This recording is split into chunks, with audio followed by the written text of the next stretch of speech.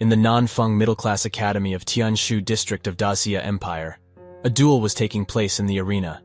Students were cheering for Li Lu, a handsome guy. Seeing this, the opponent, Zhao Kuo, became jealous and rushed toward Li Luo. But Li Luo evaded using his swallowbird footwork technique, which was a low-level skill, but was really hard for anyone to master it. But Zhao Kuo used his manifestation as an illusionary figure of a silver bear appeared behind him. He then sliced at Li Luo, as Li Luo's wooden sword was cut in half, and thus Li Luo admitted his defeat.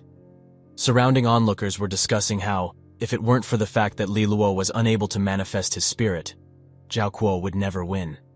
And it sucked for a young man like Li Luo to be so intelligent, but not to have any manifestation.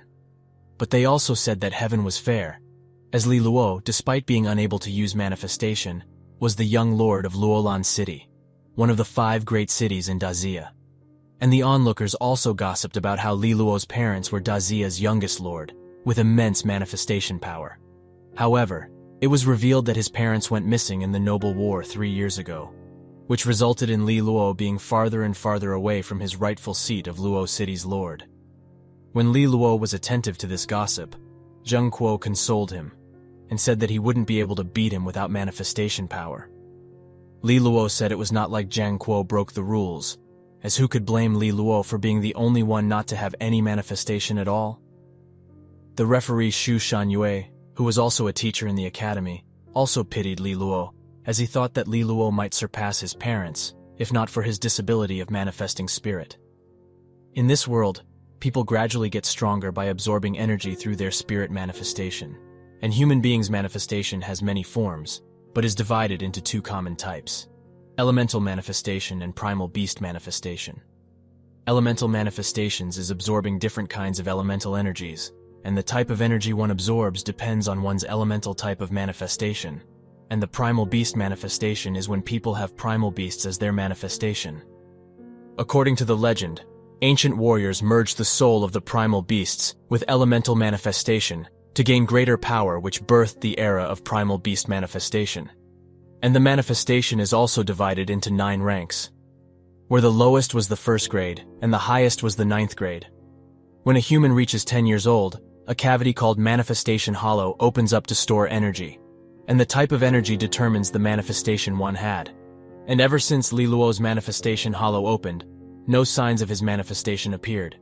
He was labeled as one of the very few people that had no manifestation.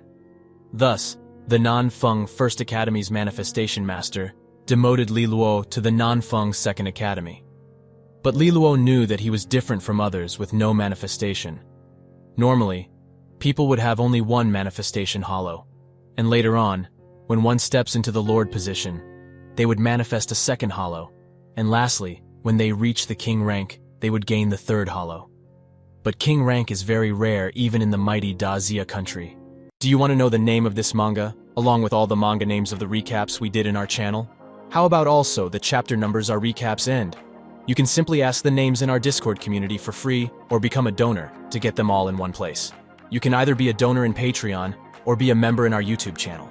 Just scan this QR code or go to the link in the description to become a donor.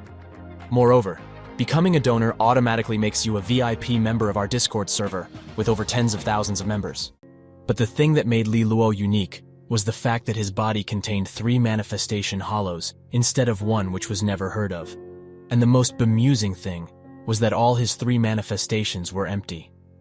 In the arena, teacher Xu Shanyue said that they would start the most important part of the exam the next month, which would determine if they could get into prestigious higher academies.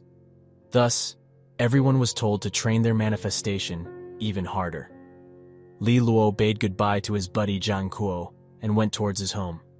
Li Luo wasn't bothered by his defeat as he had been used to it for so very long. When leaving the academy gate, he noticed that students were causing a commotion at the Wall of Fame of the academy. Soon he saw the source of the commotion, a girl named Jiang Qing, the Pearl of Nanfeng Academy, who was already scouted by Xuanxing Higher Academy even before completing her exams, for she had a 9th-ranked light manifestation. She was a very well-known figure in Daxia country. But this woman, who has a high fan base regardless of men and women, was the disciple of Li Luo's parents, and was also the fiancée of Li Luo. The first time Li Luo saw Jiang Qing was probably when he was around 3 years old. At that time, his parents brought the 5-year-old Jiang Qing with them. Later on, they took Jiang Qing as their disciple. Jiang Qing has been outstanding in strength ever since, and with her being the older one, a lot of arguments would result in Li Luo being beaten up by her. Apparently it was around when Jiang Qing was 10 years old that Li Luo's father drank too much and said that he would be extremely happy if Jiang Qing was his daughter-in-law. But on the next day, the 10-year-old Jiang Qing wrote an engagement letter and handed it to Li Luo's tongue-tied father. Thus, Li Luo and his father got beaten silly by his mother.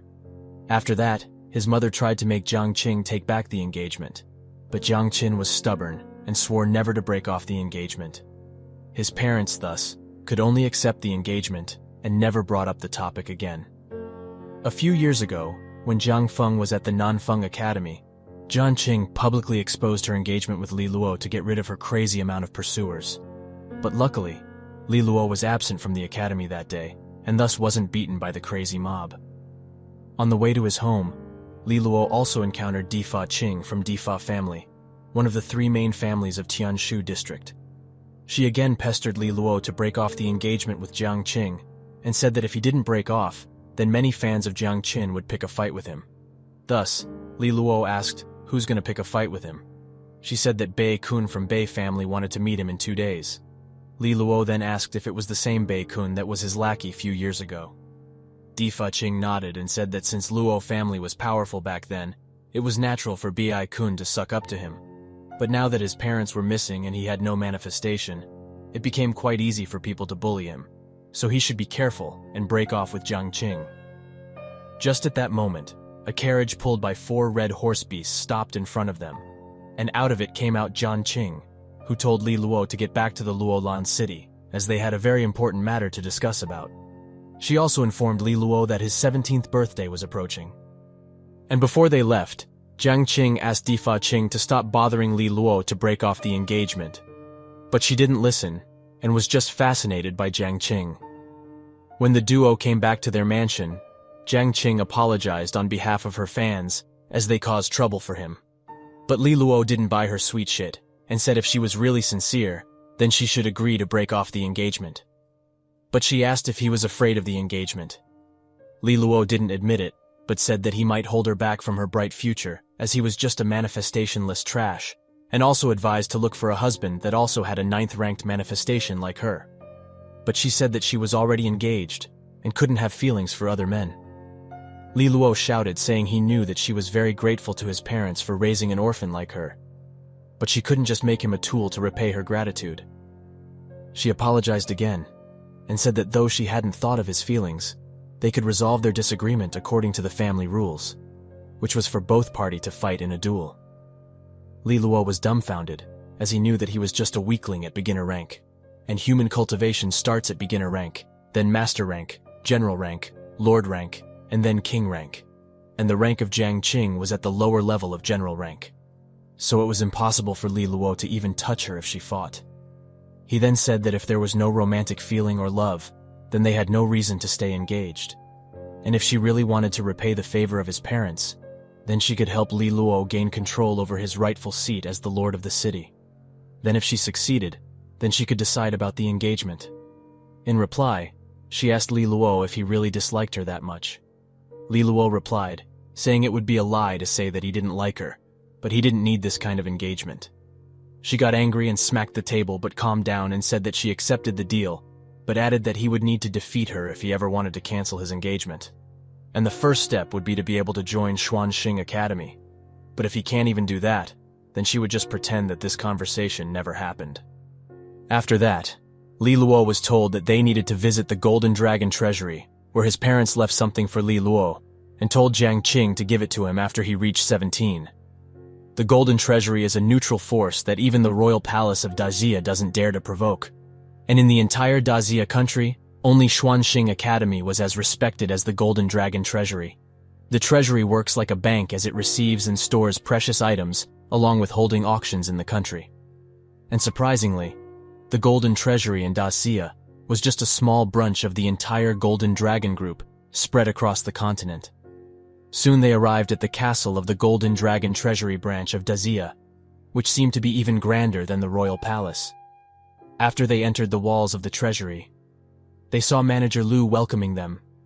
He then escorted Li Luo through many locked doors to the vaults where the item left by his parents were kept. Manager Lu told Li Luo that the item needed fresh blood from Li Luo to be unlocked. Thus, Li Luo cut a small wound on his finger as he dropped the blood on the small vault, which immediately unlocked the box as a small orb appeared in front of Li Luo. As Li Luo and Jiang Qing were about to leave with the orb, they were introduced to the niece of Manager Lu, who wanted to see Jiang Qing in person. Then, the blue-haired girl greeted Jiang Qing and also introduced herself as Qing Er, a student of Nanfeng Academy. Jiang Qing asked if she knew Li Luo too since she studied in the same school. Qing Er replied positively and said that she used to learn martial techniques from Li Luo a few years ago. But in recent years, Li Luo hid from her and never showed up.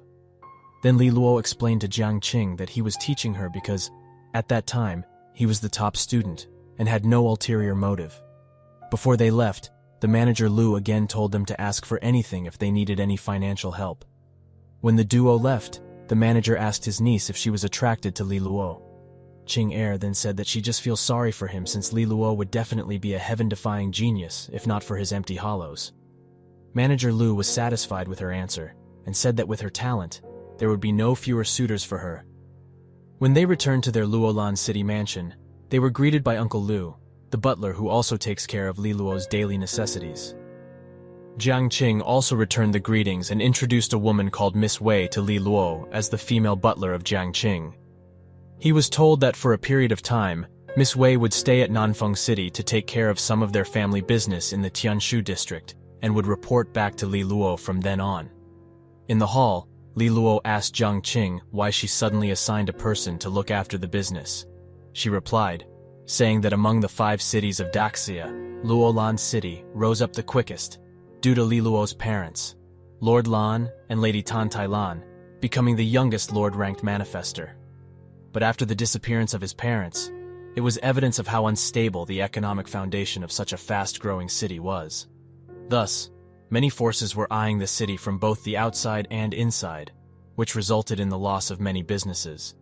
But this time, the threat came not from outside, but from inside.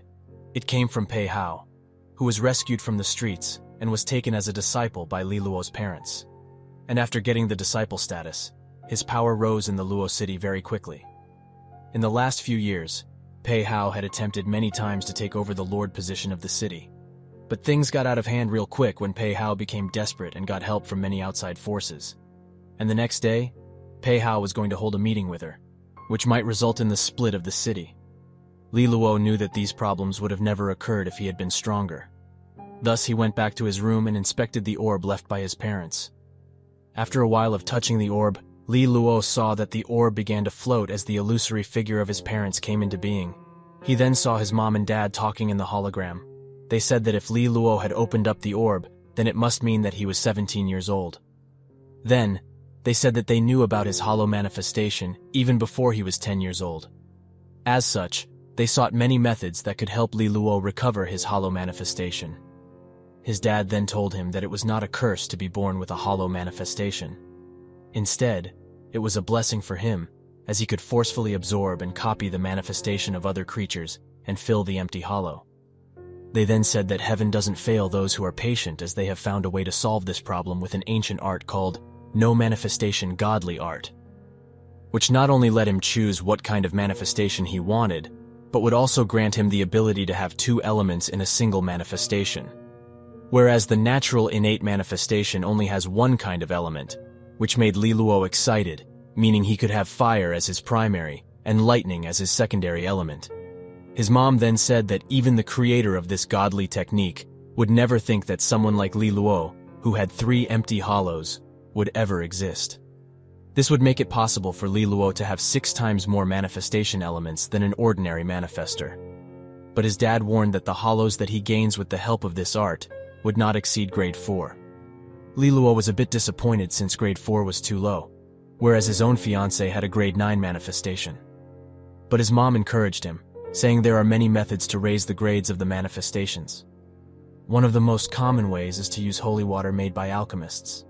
However, those holy water could only raise one's grade by 1 or 2 ranks.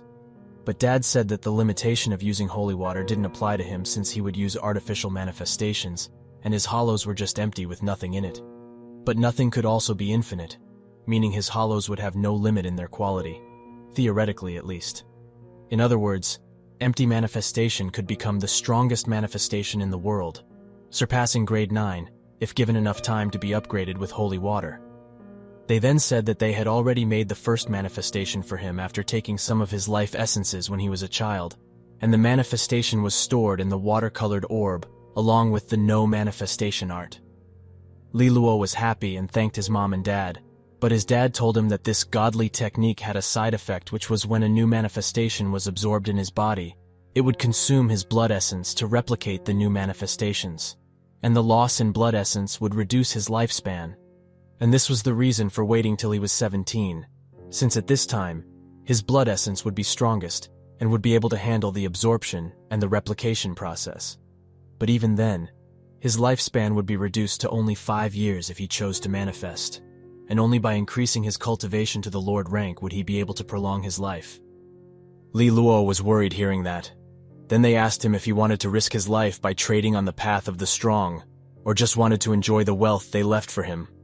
And if he chose the former, then he would need to place his palm on the orb again, and if he chose to stay as he was, then he just needed to leave the orb alone, as it would self-destruct. Li Lu was in a dilemma, as it would be extremely difficult to become a lord in just 5 years. As in the history of Daxia, he never heard about people reaching lord rank just at the age of 22. But he would never turn down the chance, even if it was slim. Thus, he chose the much more difficult path, and touched the orb with his palm. After that, he saw the artificial manifestation that his father and mother made, along with the scroll that recorded the no manifestation art. Then his parents told him that if he was still listening to them, that meant he chose to become a lord-ranked manifester in 5 years. Mother Tan Tailan then told him that the manifestation they chose was of grade 4, with 2 elements, water and light. Li Luo was disappointed since the water element was weak in combat. But Mr. Lan told him that the water element has tenacity exceeding all other manifestations. Not to mention that the water combined with light elements could result in miracles that would exceed human imagination. And one of the reasons for making the water and light element manifestation as his first was that it would be able to heal his body after he absorbed and replicated the artificial manifestation. And the second reason was that it would be able to make him a peerless alchemist, which would help him in his own cultivation, as he would be able to create holy water flawlessly with the help of both water and the holy light element, since alchemists only have light or water element, making him the only one possessing both criteria to become an alchemist. Later, they warned Li Luo not to attempt to absorb and copy the second manifestation before reaching master rank, and told him that the last part of no manifestation art was hidden in Wangtown. And when he was strong enough to gain his third manifestation, he could go there and take it. They also told him not to worry about them, as they were not dead, and to never look for them before he reached lord rank.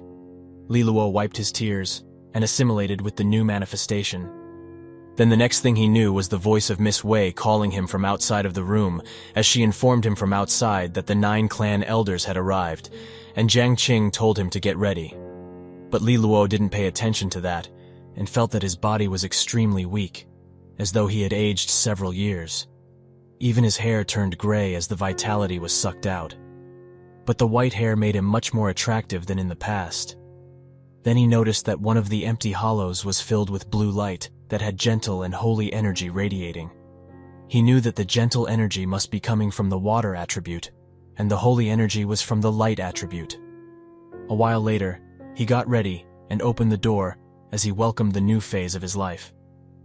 In the Luo Lan Mansion Hall, there was a round table with 10 chairs in it, and there were 2 chairs more magnificent than the other chairs, which were reserved for Jiang Qing and Li Luo. Pei Hao and the 3 elders that he had won over sat on the right side, while on the other side sat 4 elders that supported Jiang Qing. In contrast, the 2 neutral elders sat in the middle. Angry, Pei Hao stood up and asked Jiang Qing why Li Luo wasn't there yet, and said that even his master Lan and mistress Tailan wouldn't let the elders wait for this long. But Jiang Qin said that Pei Hao wouldn't even dare to speak if his master was there. At that time, The white-haired Li Luo appeared as he mocked Pei Hao, saying his parents would be proud seeing the disciple that they raised.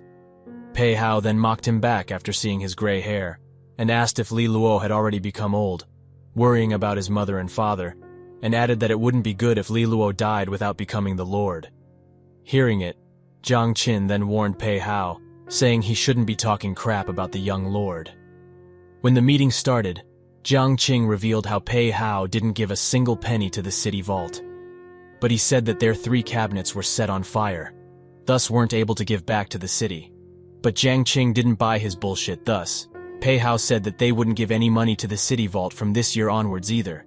He said if they wanted the money, then he could give it in one condition, which was for Jiang Qing to cancel the engagement with Li Luo. This sentence made Jiang Qing angry as she rushed toward Pei Hao. But Pei Hao's cultivation was stronger since he was much older. However, he was still pushed back due to the 9th-ranked manifestation of Jiang Qing. Angered, Li Luo asked if Pei Hao never worried that his parents would come back and teach him a lesson. But Pei Hao said that his master and mistress, unfortunately, wouldn't be able to come back, and said that to protect the city, the lord of the city cannot be as weak as Li Luo, and also said that his actions were justified as no matter what Pei Hao did, his masters never recognized him nor spoke of him in front of anyone. He then said that everyone in the hall, including the elders, was not a match for him in cultivation, except Jiang Qing, since Pei Hao was a high-level general-ranked manifester, whereas every elder in the hall was low-level general-ranked. He then showed the token of Grand Elder Mo Tu, meaning that he gained the support of one of the 2 Grand Elder Tu. In the Luo family city, in addition to the 9 elders, there were 3 Grand Elders who were at the peak level of general rank. Those 3 Grand Elders were always neutral and would only take action when the city was in danger. However, surprisingly, one of the Grand Elders chose to pick sides and also chose the traitor Pei Hao. Pei Hao then said that Master Lan, Li Luo's dad, said that if any clan member could get the support of 2 Grand Elders, then they could compete for the seat of the city lord at the ancestral ceremony, and whoever wins the match would become the next lord. Then he left with his 3 elders, and one by one, others also left after Jiang Qing discussed some matters with the remaining elders. When the duo was the only one left in the hall, Jiang Qing comforted him, saying she would take care of Pei Hao while he should just focus on the final exam. Li Luo then asked for her hand, and when she touched his hand, she felt manifestation power in Li Luo, which made her very happy. Then Li Luo asked if Jiang Qing also thought that his parents were alive. Jiang Qing said that with the strength of Master Lan and Lady Tai Lan, it would be strange if they weren't alive. Then, she told Li Luo that she would return to the academy and expected that he would be in Xuanxing Academy the next time she saw him. The next day, Li Luo went to Miss Wei, who manages the pill shops of the Li Luo family. Li Luo then asked for a grade 4 holy water from her. When she asked how much he needed, he said 50 bottles, which surprised Miss Wei. Miss Wei was hesitant as 1 bottle of grade 4 holy water costs 1,000 gold, and 50 would cost 50,000, which is 1/6 of the current annual revenue of the Luo business. She was also worried that Li Luo would try to drink all 50 bottles of holy water in desperation to manifest his hollow, which would in turn hurt him as the holy water had a lot of impurities regardless of who made it. Nonetheless, she had to comply since she was told to give Li Luo what he wanted by Jiang Qing. When he went to the library of the Luo mansion, he ordered the librarian to gather all the energy guiding techniques. He found 28 beginner-level energy guidance techniques and only 6 general-level techniques. The techniques are divided into 4 levels and are beginner rank, general rank, lord rank, and king rank. These cultivation techniques help one reach the corresponding ranks and were so rare that only a few middle-class forces possessed general-level energy guiding techniques. And as for the king-level techniques, if it ever appears, it would surely cause massive war among countries. And the Luolan family had 2 lord-level techniques left by Li Luo's family, but those lord-level techniques were not important to Li Luo since he was just at the beginner level. Next, Li Luo browsed through them and looked for techniques that were suitable for his water and light manifestation. Then he filtered out only 3 techniques, and then chose a technique named Cold Source Meditation Chart from the 3 techniques. He didn't choose any more as the more techniques meant, the more time he would need to invest, and he could just change the technique with a better technique anytime. Then he went to the basement of the city mansion to a training room where his parents and Jiang Qing used to train. When he entered the room, He sensed the dense energy, which was very suitable for cultivation. And the training room was not cheap either, as it took hundreds of thousands of gold to build. When he practiced the cold source technique, he felt the pores of his body hungrily devouring the surrounding energy. His water energy was strongest, but there was also a bit of light energy mixed in. The two energies followed in his blood veins and settled in his hollow as a shining blue light. After practicing the whole night, he began feeling sharp pains in his energy flow, meaning he has reached his bodily limit for that period.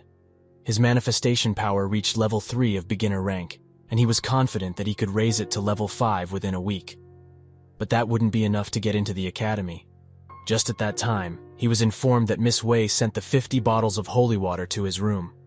When he went back to his room, he saw the holy water, each bottle shining with light. This holy water was of grade 4 and had 58% effectiveness. The purer that light is in the holy water, the fewer impurities it contains. But these impurities didn't faze him with his empty hollows. Thus, he emptied out the holy water bottles one by one, and found out that he would need another 100 or so bottles to be able to upgrade his manifestation to grade 5. And if his calculation is correct, then he would need holy water worth 1,000,000 gold to raise his grade of manifestation to level 6 from level 5. The total income of Luolan City was only a few million golds. He was afraid that even selling his body wouldn't be enough to upgrade his manifestation in the future. Nonetheless, he resumed his training, and after 2 days, his grade 4 water and light manifestation became much purer. But to his dismay, the bottles were all finished. The next day, Miss Wei was inspecting all the businesses of Luo City, and found out that the situation got even worse as the other 3 families in the Tianshu district were targeting their businesses. When she dismissed the shopkeepers, she saw Li Luo coming in as he asked her again for 100 more holy water, making her scream in anger. So, Li Luo explained to her some made-up bullshit, and he said that his parents taught him a technique that could finally let him recover his hollow manifestation, and the technique needed holy water as its base energy source. And surprisingly, Miss Wei believed it, and was very happy to hear it, and thus agreed to give him another 100 bottles of holy water. For the next few days, Li Luo spent all his time enhancing his manifestation grade and cultivating energies to power up. And on the last day of the week, his manifestation finally upgraded to 5th grade. And as for his cultivation, it also reached the 5th level of the beginner rank. Then he went back to the Nanfeng Academy, and everyone was shocked to see his new hair color. At noon, Li Luo found out that Bei Kun from the Nanfeng First Academy was provoking and beating students from their Nanfeng Second Academy, including Jiang Qing. Jiang Qing warned Li Luo that Bei Kun must be looking for him. But Li Luo wasn't afraid, and also didn't want others to be implicated in his own conflict. At the north of the Nanfeng Academy was a great big tree. Each of its leaves was big and strong enough to let a student sit on it and cultivate energy much faster than other places. The tree leaves only bloom for half a day, and the leaves of the tree are classified in 3 colors: golden, silver, and bronze. And only 10 golden leaves were distributed to the Nanfeng Second Academy, and most of the golden leaves were occupied by the Nanfeng First Academy. Many students jumped on the tree leaves as soon as they bloomed, followed by the bell that rang from the top of the tree. Li Luo didn't have the right to go to the golden leaves, and thus could only go to the silver leaves. But when Li Luo was planning to jump into a silver leaf, he met Bei Kun from the Bei family, who mocked him for hiding, and also insulted the Nanfeng Second Academy for not being able to defeat him. But Li Luo didn't get provoked, and told Bei Kun that if the Bei family was really that powerful, then they should just go to Luolan's family to compete. Then the teacher from the First Academy rebuked Li Luo's behaviors for using his family power to intimidate smaller families like Bei Kun. But the teacher from the Second Academy rebuked, saying it was Bei Kun who provoked Li Luo first. The teacher from the First Academy of Nanfeng then asked the headmaster of Nanfeng to allocate 5 more golden leaves to the First Academy, as the leaves weren't enough for their First Academy students. Thus, the teachers from the First and the Second Academy began arguing. Then, the headmaster said that the teachers could decide by letting the students compete, and whoever lost would have to give up their golden leaves. But the teacher from the Second Academy, Xu Shanyue, said that their academy only had 2 level 6 of beginner rank students, and would be impossible to beat the First Academy that got fat by training in the golden leaves. So, Headmaster said that the bet would only last till the exam, and it would be the same from the next year. Thus, Shu Shanyue gathered all of the students of the Second Academy and briefed them about the events which made the students angry. Teacher Shu Shan then called out the two 6th-level students, Zhao Kun and Yuan Chu. Then he hesitatingly called out Li Luo and said that he could use his outstanding battle instincts to tire down the opponent, which would later help Zhao Kun and Yuan Chu to win some spots. Li Luo wanted to stay low for a while, but it seems he needed to show off a bit for the golden leaves, which could fasten his cultivation. Students from all the academies gathered to watch. Even Qing Er came to watch as she stayed at one of the golden leaves. Then Song Yunfeng came and said that Li Luo, who didn't have any manifestation, was also attending the competition, and also added that their first academy was sending 3 best 6th-level beginner students. Thus, it would be very hard for the second academy to even win. Song Yun was annoyed at Li Luo, as even with his hollow talent, he was able to persist so long and was able to catch the attention of Qing Er. On the first battle, Li Luo was sent against a black-haired guy, but unexpectedly, the loser of Li Luo beat the guy senselessly as he was thrown out of the arena. Many students below the arena thought that it was Li Luo who was thrown out as they were unable to see clearly. But they learnt the hard truth, as the 6th-ranked beginner manifester was the one thrown out, not the trash Li Luo. Some thought that Li Luo used his family money to bribe the opponent, and some thought that Li Luo used some underhanded tricks. But Qing Er saw it clearly, and knew that Li Luo was using his strength, not any tricks. But Song Yunfeng said that it was not possible for a miracle to happen twice in a row. Even the teacher from the first academy thought that Li Luo took advantage of the opponent's underestimation. Thus, they were sure that Li Luo would not be able to win again. Next opponent was Lu Tai, with 5th-grade fire manifestation. Lu Tai was more careful and used his trump cards from the start, and Li Luo kept dodging them. In the end, Lu Tai threw his strongest skill, which forced Li Luo to use his water ability. Dense fog covered the arena as the fire and water clashed, and amidst the fog came the wooden bat of Li Luo slamming towards Lu Tai as he fell on the ground injured. Everyone was surprised as this time Lu Tai didn't underestimate Li Luo, but still lost. Then the headmaster said that Li Luo awakened a water manifestation. Even Qing Er was praising Li Luo, which made Song Yunfeng very jealous. The first academy teacher didn't believe Li Luo was that talented and said that he must be using some forbidden dark arts. But the headmaster said that in the continent, there are very few natural treasures that could grant a blank hollow person a manifestation. Thus, it was not necessarily evil technique. In the last battle, Li Luo faced Bei Kun. Bei Kun also used his strongest skill with his 6th-grade manifestation talent. But Li Luo blocked it with an advanced manifestation art called Imperial Waves. Everyone knew that it was an extremely difficult art to comprehend. Soon after, Bei Kun also used his trump card, and just as he was about to pierce through Li Luo's shoulder, Li Luo dodged and smacked the head of Bei Kun. But the jealous Song Yun said that Li Luo's manifestation would at most be at 6th grade, and isn't that impressive since he was just at the 5th level of beginner rank.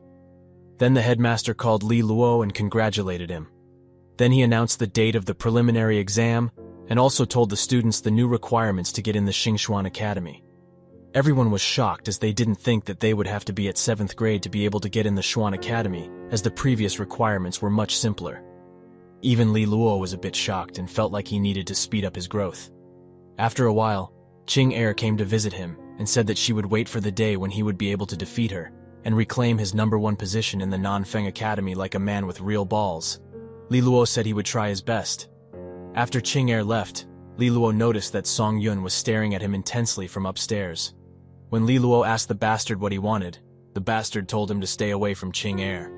The new admission requirement of Xuan Academy worried Li Luo a bit, so he needed to upgrade his 5th level manifestation to the 6th level to increase his cultivation efficiency. Thus, he needed to have a long chat with Miss Wei, as the number of holy water bottles he needed this time was immense. When he reached at Miss Wei's office, he saw Miss Wei stretching her bones, which almost got him a boner. And after a long chat with Miss Wei, Li Luo showed her his 5th grade water manifestation, which shocked the tits out of her. He also added that his manifestation would disappear if he wasn't constantly fed with holy water. Thus, he sought for a dozen 5th grade holy water. Miss Wei knew what he wanted and agreed, but said that if his requirements kept increasing by the day, then they would have to go bankrupt very soon. But she said that she was willing to sell the properties of Luo family if it could make Li Luo stronger. Li Luo was only able to thank her for her words, but asked if she could take Li Luo to the place where holy water is produced. Miss Wei agreed, and told him to visit her the next day. The next day, the first academy handed over 10 golden leaves to the second academy, as they lost the bet. Everyone was very grateful to Li Luo, for he had just won them a chance to get on the golden leaves. Halfway the lesson, Li Luo took leave from the class from teacher Shan Yue, as he needed to visit Miss Wei again today. In the room, Miss Wei was drinking tea as she invited him for lunch. In the dinner table, Miss Wei told him that their Luo medicine hall makes a very large amount of profit every year, which made Pei Hao plot many schemes against the medicine hall. He even replaced the vice president to try and get a bite of the juicy meat, which affected the sales of the medicine hall this year. Li Luo's heart throbbed hearing the traitor's name. But what could he do against Pei Hao, who was a high-level general? Then they got on the carriage and soon reached the medicine hall of Luo family, which was located at the north of the city. Li Luo was then introduced to the current spokesperson of this branch of their medicine hall. The girl with black hair was Jiang Qing, the president of the medicine hall, an outstanding student from the Xuan Academy who was a grade 4 alchemist. Not only that, but she was also a close friend of Jiang Qing. Then Li Luo got to know Vice President Zhuang Yi, who works under Pei Hao. When Miss Yang Lin asked what brought them to her medicine hall, Miss Wei told Li Luo to show his water ability, which surprised Yan Lin. Li Luo then said that he wanted to learn about alchemy, as it would suit his water ability the best. But Yan Lin told him to worry about the final exam first, then after the exam, he could learn alchemy. But Li Luo insisted. Thus Yan Lin gave Li Luo a couple of thick-ass books to read. But surprisingly, the books didn't faze Li Luo as he started to memorize and understand the contents of the books.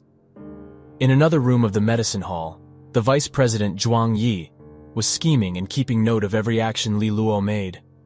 He was waiting for years to take over the medicine hall and demote Yan Lin. In the president's office, Li Luo finally finished the books as he rubbed his forehead. Yan Lin then brought him to the alchemy lab, where she showed him how to use the water element to refine holy water. She informed him that every herb should be used with accurate measurements, and after all the herbs were put in, they would need to condense the essence of the herb through water ability. He also got to know that the element of one's manifestation and its grade plays a huge role in making a high-quality, higher-grade holy water. She also said that Jiang Qing could make far better holy water with her 9th-grade light manifestation. What surprised him the most was the fact that a bottle of holy water could only be made by a single alchemist. And getting help from different alchemists to make the same bottle of much purer holy water would just result in a conflict. Li Luo knew that this could be his biggest advantage, as his hollow manifestation had the characteristics of neutrality and wouldn't conflict even if someone else modified his alchemy ingredients. In the following days, Li Luo was diligent and cultivated in the golden room of the city mansion, and the remaining time was spent learning how to become a first-grade alchemist. As time went by, Li Luo could feel that he was becoming stronger by the day, and just before the mock exam, his water light manifestation was halfway to the 6th grade. At the Nanfeng Academy mock test, only 20 people would be selected and would be able to participate in Xuan Academy's admission test. A huge screen with magical writings appeared on the wall of fame that described the ranking of the match participants. Li Luo won very fast in his battle, but Song Yunfeng was very angry at Li Luo for stealing not only his limelight, but also his crush, Cheng Er. After the battle, Li Luo visited the medicine hall again, where he met Zhuang Yi, who told him that President Yan Ling was young and inexperienced, and if Li Luo wanted, then he could teach him instead. Li Luo thanked him and said that the president's refinement room was always lacking materials, and since it was the vice president's duty to purchase the materials, he should try to replenish them. Zhuang Yi was dumbfounded by the counter-question from Li Luo, and said that he would look into this matter in the future. When Li Luo left, Zhuang Yi ordered his lackey to send a letter to Pei Hao, and also to rush the process of taking over the first-grade refinement room. Soon, Li Luo was able to know about the fact that Zhuang Yi was trying to take over the first-grade refinement room by showing off a first-grade talented disciple. And it didn't take long, as Zhuang Yi barged in the room and said that the production of holy water had significantly dropped from the medicine hall in recent months. Yan Lin said it was because Vice President Zhuan Yi wasn't able to buy materials that such a thing happened. In reply, he said that the alchemists care more about efficiency than the ingredients, and the alchemists trained by Miss Yan Lin can reach 50% efficiency at most. Then, he showed his disciple Shi Yi, who could make first-grade pills with 56% efficiency. Then Shi Yi said that he would reach more efficiency if he could use the first-grade refinement room as his personal refinement room. But at that time, Li Luo showed up a bottle of holy water and claimed that it had 60% efficiency. Miss Yan Lan was surprised. Then she inspected it and said that it indeed had 60% efficiency. As such, Zhuang Yi left in dismay as his big plan failed even before it started. The next day when Li Luo went to the academy for the mock test, he was warned by Jiang Qing that he was matched against Yu Long, who reached 7th level of beginner rank and had a 6th grade wind manifestation. But that didn't faze him at all, and at that time, the said person Yu Long visited him in private, outside of the academy. As a favor for Li Luo teaching him martial arts in the past, he informed Li Luo that Song Yun was paying him a high price for defeating him. Thus, Li Luo should get away before the fight starts, and if Li Luo was able to defeat him instead, then he must act as though Li Luo had inflicted a heavy injury to him, which would let him get the compensation money from Song Yun Feng. Hearing it, Li Luo was really dumbfounded by his shamelessness. Li Luo understood that he should be careful of Song family, as their families were hostile to begin with. Soon in the afternoon, Li Luo was expectedly matched with Yu Lang. Li Luo was defensive and Yu Lang was offensive, and Yu Lang seemed to be suppressing Li Luo. Then Li Luo started his attack, and they were evenly matched, but Li Luo was just using an intermediate manifestation art, whereas Yu Liang was using an advanced art. Then when Yu Lang was about to go all out, Li Luo used his water snake art to bind his legs to trip him, and then sent him flying out of the arena. After he won the battle, he was again notified that he was going to fight against another bad guy. But this time, it was Song Yun himself. Li Luo at this time suspected if Song Yun had bribed the Nanfeng Academy's teacher to set matches as he wished. This time Luo Li was a bit perplexed, as Song Yun Feng was not only an 8th level beginner rank, but also had a 7th grade Red Eagle manifestation to base with. And the 7th rank was only 2 grades shorter than the 9th ranked manifestation of Jiang Qing. Li Luo was behind all aspects when compared to Song Yun. The next day Li Luo met Qing Er, who asked if he had made any plans to defeat Song Yun. Li Luo then said that he would just surrender. Hearing it, Qing Er praised his choice and said that with his talent, he would soon be able to surpass Song Yun. She then apologized and admitted that this incident could be connected to her. Li Luo nodded, but said that she was just a small factor. The main reason was the recent disputes between Song and Luo Lan family. Qing Er nodded and said that if that was the case, then Song Yun might not even let him surrender that easily. When the match of Li Luo started, the surrounding crowds became really excited, as it was a match between 2 famous individuals. The match started with Song Yun insulting Li Luo's parents to provoke him. It was truly a dance of ice and fire. When Song Yun used his advanced art, Li Luo also used his advanced art, water mirror that reflects opponents' power back to them. But this time, his water-bound mirror was not purely made by water, but also by light, which made Song Yu feel a heavy rebound in the previous attack. It was the result of last night's research, as he found a new way to improve his water mirror art with another light-related advanced art. After the experiment was successful, Li Luo named it the Holy Water Mirror. Song Yun then tried even more. He tried with his sharp eagle claw instead of his blunt fist, but the result was surprisingly the same. Sharp weapons were the biggest weakness of the water mirror, but instead of cutting the mirror shield, it felt like he was cutting on his own body. Then Song Yun got an idea, and thought that since it was a very advanced art, Li Luo, with his 6th level of beginner rank, wouldn't last for long, and would soon be exhausted from heavy energy use. Thus, he began to stall for time, as he kept doing the same thing again and again, and waited for Li Luo to become exhausted. Just as he was about to succeed after Li Luo became exhausted, his hand was caught by the teacher as he said that the time was up. It turned out that it wasn't just Song Yun that was trying to stall for time. Thus, the final result of the battle became a draw. When leaving, Li Luo told Song Yun that Song Yun wouldn't have any more chances to fight him head-on after missing the chance in this battle. With that tie, Li Luo secured his spot as one of the top 20 who could take the entrance exam of Xuan Academy. And surprisingly, Zhao Kuo, Li Luo's friend, also made it into the top 20. After that, Nanfeng Academy headmaster announced a holiday before the final entrance exam took place. Li Luo, of course, didn't waste his time during the holidays. He again emptied out the few bottles of holy water that Miss Wei gave him by selling some of the business of Lulan district. But he still would need another batch of holy water to upgrade his manifestation to 6th grade. And recently, Miss Wei was hiding from Li Luo as she was afraid Li Luo would bankrupt her and make her beg in the streets. No choice. He went to the medicine hall of Li Luo City, where he found out that the medicine hall of the Song family was producing a higher quality of 1st grade holy water than their own medicine hall. Miss Wei suspects that Song family has hired an expert to raise the quality of the holy waters. He was also told that Zhuang Yi was causing trouble every day, but they had no way to get rid of him since forcefully firing him would cause the alchemists in the medicine hall to rebel, and not to mention the traitor Pei Hao was backing him. Suddenly a guy came in and told them that Zhuang Yi was gathering all the alchemists in the medicine hall. Thus they rushed in and saw Elder Zheng from the headquarters too, who asked Yan Lin about the recent bad performance of 1st grade alchemist section. Then she told him about the lack of medicinal supply from Zhuang Yi, which caused another debate to unfold. Then Elder Zheng told them that they would be testing the abilities of Yan Lin and Zhuang Yi to decide the owner of the 1st grade alchemist room. Li Luo agreed, and said he would be representing the 1st grade alchemy students from Yan Lin's faction.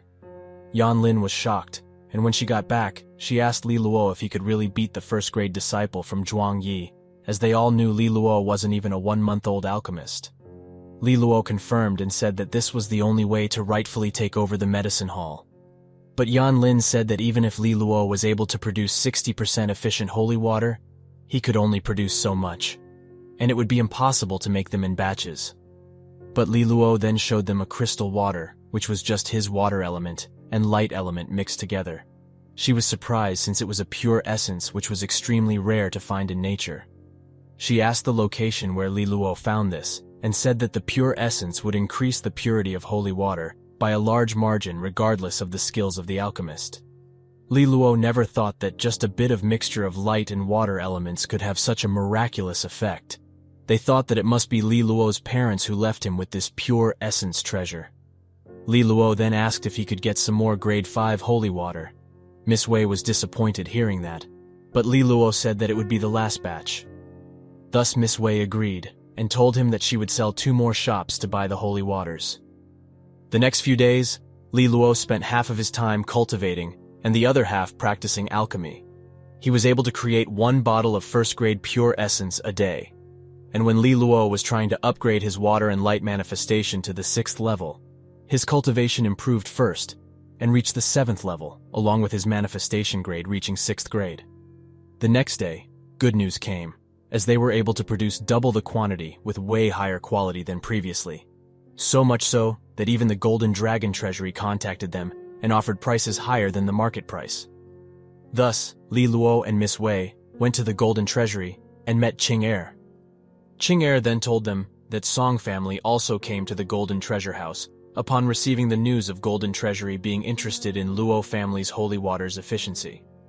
She then told Li Luo that if Luo family could offer higher efficiency in their holy water, then they would surely be chosen instead of the Song family. When he went to the room, he met Song Yun, who said that the Luo family wouldn't be able to compete against the Songs in the purity of the medicine. Li Luo didn't say anything else, just reminded Song Yun about last battle they fought. Then he saw Song family head, who was dissatisfied seeing Li Luo's appearance. And to the surprise of Song family head, Miss Wei opened the box of holy water samples. Upon opening it, everyone was surprised by its shining lights, and was sure that these bottles had 60% purity. But Song family head said that these bottles were easy to produce if a 4th grade alchemist tried to make a 1st grade holy water, and said that it would be impossible to have a consistent supply of these in the future.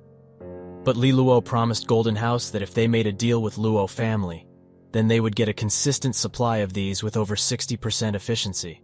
Thus manager Luo had no choice but to accept the deal as he apologized to Song family head, saying the Golden House is strict in its business. Thus, the Song family head left, disappointed. Then, Qing Er congratulated him, but told him that Li Luo should focus more on the entrance exam of Xuan Academy than taking care of the Luo family's business. In the Song family's carriage, Song Yun asked his dad, who was the Song family head, if he really believed that the Luo family could produce the goods constantly. The Song family head said that he was not sure, but when his daughter comes to Nanfeng City, she would surely be able to produce much higher quality with her skills. He also said that he would be visiting the governor soon, and would be bringing him along. Thus, he should get acquainted with Shi Kang, the governor's son from Dongyuan Academy. In the Luo Medicine Hall, there was a meeting going on to announce the results of both Zhuan Yi's faction and Yan Lin's faction. Everyone was surprised when they heard that Yan Ling was able to strike a deal with the Golden Dragon Treasury with 60% tempering power. But Zhuang Yi again refused to believe in the facts and said that these first-grade holy waters must have been produced by third-grade alchemists instead of first-grade alchemists. But then, Miss Wei and Li Luo showed and tested the holy waters in front of their eyes and proved that this was indeed made by just first-grade alchemists. And if they could continue to produce this, then they would become the sole seller of first-grade holy water in the city. But Zhuang Yi wasn't convinced yet. So, Li Luo asked Zhuang Yi and Elder Zheng from the HQ to look at the live process of making the first-grade holy waters by Yan Lin's students. After they saw through the glass window, Elder Zheng was able to confirm that it was indeed possible to make a mass supply of this holy water. Thus, Elder Zheng finally reselected Yan Lin as the final president of the Luo Medicine Hall. In the city governor's house, Song family patriarch met the governor, and the governor gave advice to the Song family head about how to seize the properties of Luo family. Song Yun also met the pink-haired Shi Kang, known as the governor's son. Shi Kang said that he was unsure if he could beat Qing Er from the Nanfeng Academy in the entrance exam, and also said that the governor's house has conflict with the Nanfeng Academy's headmaster. Thus, if the Song family further wanted to get help from the governor's house, then at least they should make the Nanfeng Academy lose in this entrance exam of Xuan Academy. On the second day, Li Luo and the others were brought by the instructors to the White Spirit Garden, where they met top students from other academies as well. He then heard about the geniuses that were going to take part in the competition. Lu Qinger, who was at 9th rank with 7th grade manifestation, and Shi Kang, the governor's son, who was also at 9th grade. He was pondering how he could win with his meager 7-3 level cultivation. When Li Luo was thinking of getting out of this predicament, another bad news came as Zhao Kuo was kidnapped by someone called Zong Fu. Thus, Li Luo immediately went to the scene with the supervisor and showed Zhong Fu, who was holding Zhao Kuo. Thus, supervisor told Zhong Fu to stand at the podium for 3 hours straight, and if he did any more tricks, then he would be disqualified. Meanwhile, somewhere else, Shi Kang was informed that Zhong Fu got caught and was being punished. But he told everyone who was with him not to let the absence of Zhong Fu stop their plan of pulling down Nanfeng Academy. And they discussed how to stop Li Qinger, the first of the Nanfeng Academy, from participating in the exam. The 2 days following Shi Kang's punishment by the supervisor, no one dared to confront Li Luo again. People often looked at him strangely and treated him with caution whenever he ventured outside. Despite the curious stares and altered behavior towards him, Luo remained indifferent. Standing outside the Wind Canteen in the White Spirit Garden, Li Luo and his friend Zhao Kuo prepared to enter. Luo took note of the bustling crowd within and suggested to consider eating elsewhere. However, before they could act on that thought, they spotted someone familiar, none other than Lu Qing Er. She greeted them with a friendly wave. Eventually, they decided to eat there. Lu Qing kindly suggested joining her at her table, since there were still a few vacant seats available. Grateful for the offer, Luo happily accepted, glad for the company of familiar faces from school. However, their table also accommodated Song Yunfeng, who wore a visible frown. Clearly displeased with Luo's presence, Yunfeng could not help but confront him directly. He questioned Luo about rumors suggesting his recent disruptive behavior. Yunfeng further urged him to consider the reputation of Nanfeng Academy. In a mischievous tone, Luo quipped back, suggesting that if Yunfeng felt so uncomfortable, perhaps he should consider leaving the academy himself. This playful retort elicited a giggle from Lu Qing, but further fueled Yunfeng's irritation. He retorted sharply, emphasizing that Luo had no authority to dictate such decisions. Amidst their heated exchange, the murmurs of the crowd began to hush, capturing the attention of both Luo and the others. The reason soon became evident as footsteps grew louder, signaling the approach of someone of importance. To Luo's surprise, it was none other than Kong from Dongyuan Academy, the son of the governor of the Tianshu district. Asserting his presence, Kong confidently approached an empty seat at Luo's table. As Kong approached the table, he politely asked those seated if it would be acceptable for him to occupy an empty chair. However, Lu Qing, in a rather chilly tone, informed him that the seats were already taken. While Luo focused on his meal, he could not help but observe the escalating tension. Responding to Lu Qing's cold demeanor, Kong reminded her of their family's acquaintance and suggested there was no need for such formality. Lu Qing paused momentarily before asserting that, given their current roles as direct competitors, feigning closeness seemed pointless to her. She questioned if he ever grew weary of putting on an act. Shifting his attention, Kong turned to Yun Feng, highlighting that they would soon be schoolmates at Shenxuanxin Academy, and therefore should not maintain such a distant relationship. Yun Feng agreed with a curt yes. Sensing the escalating tension, Luo leaned towards Lu Qing, subtly asking if she'd finished her meal or if she'd like to take a stroll outside. She agreed, and as they began to walk away, Kong, seizing a malicious opportunity, grabbed a piece of food from the table and attempted to strike Luo with it, using his electrical manifestation. However, just as the attack neared its target, Lu Qing effortlessly intervened, effortlessly thwarting Kong's assault with minimal effort.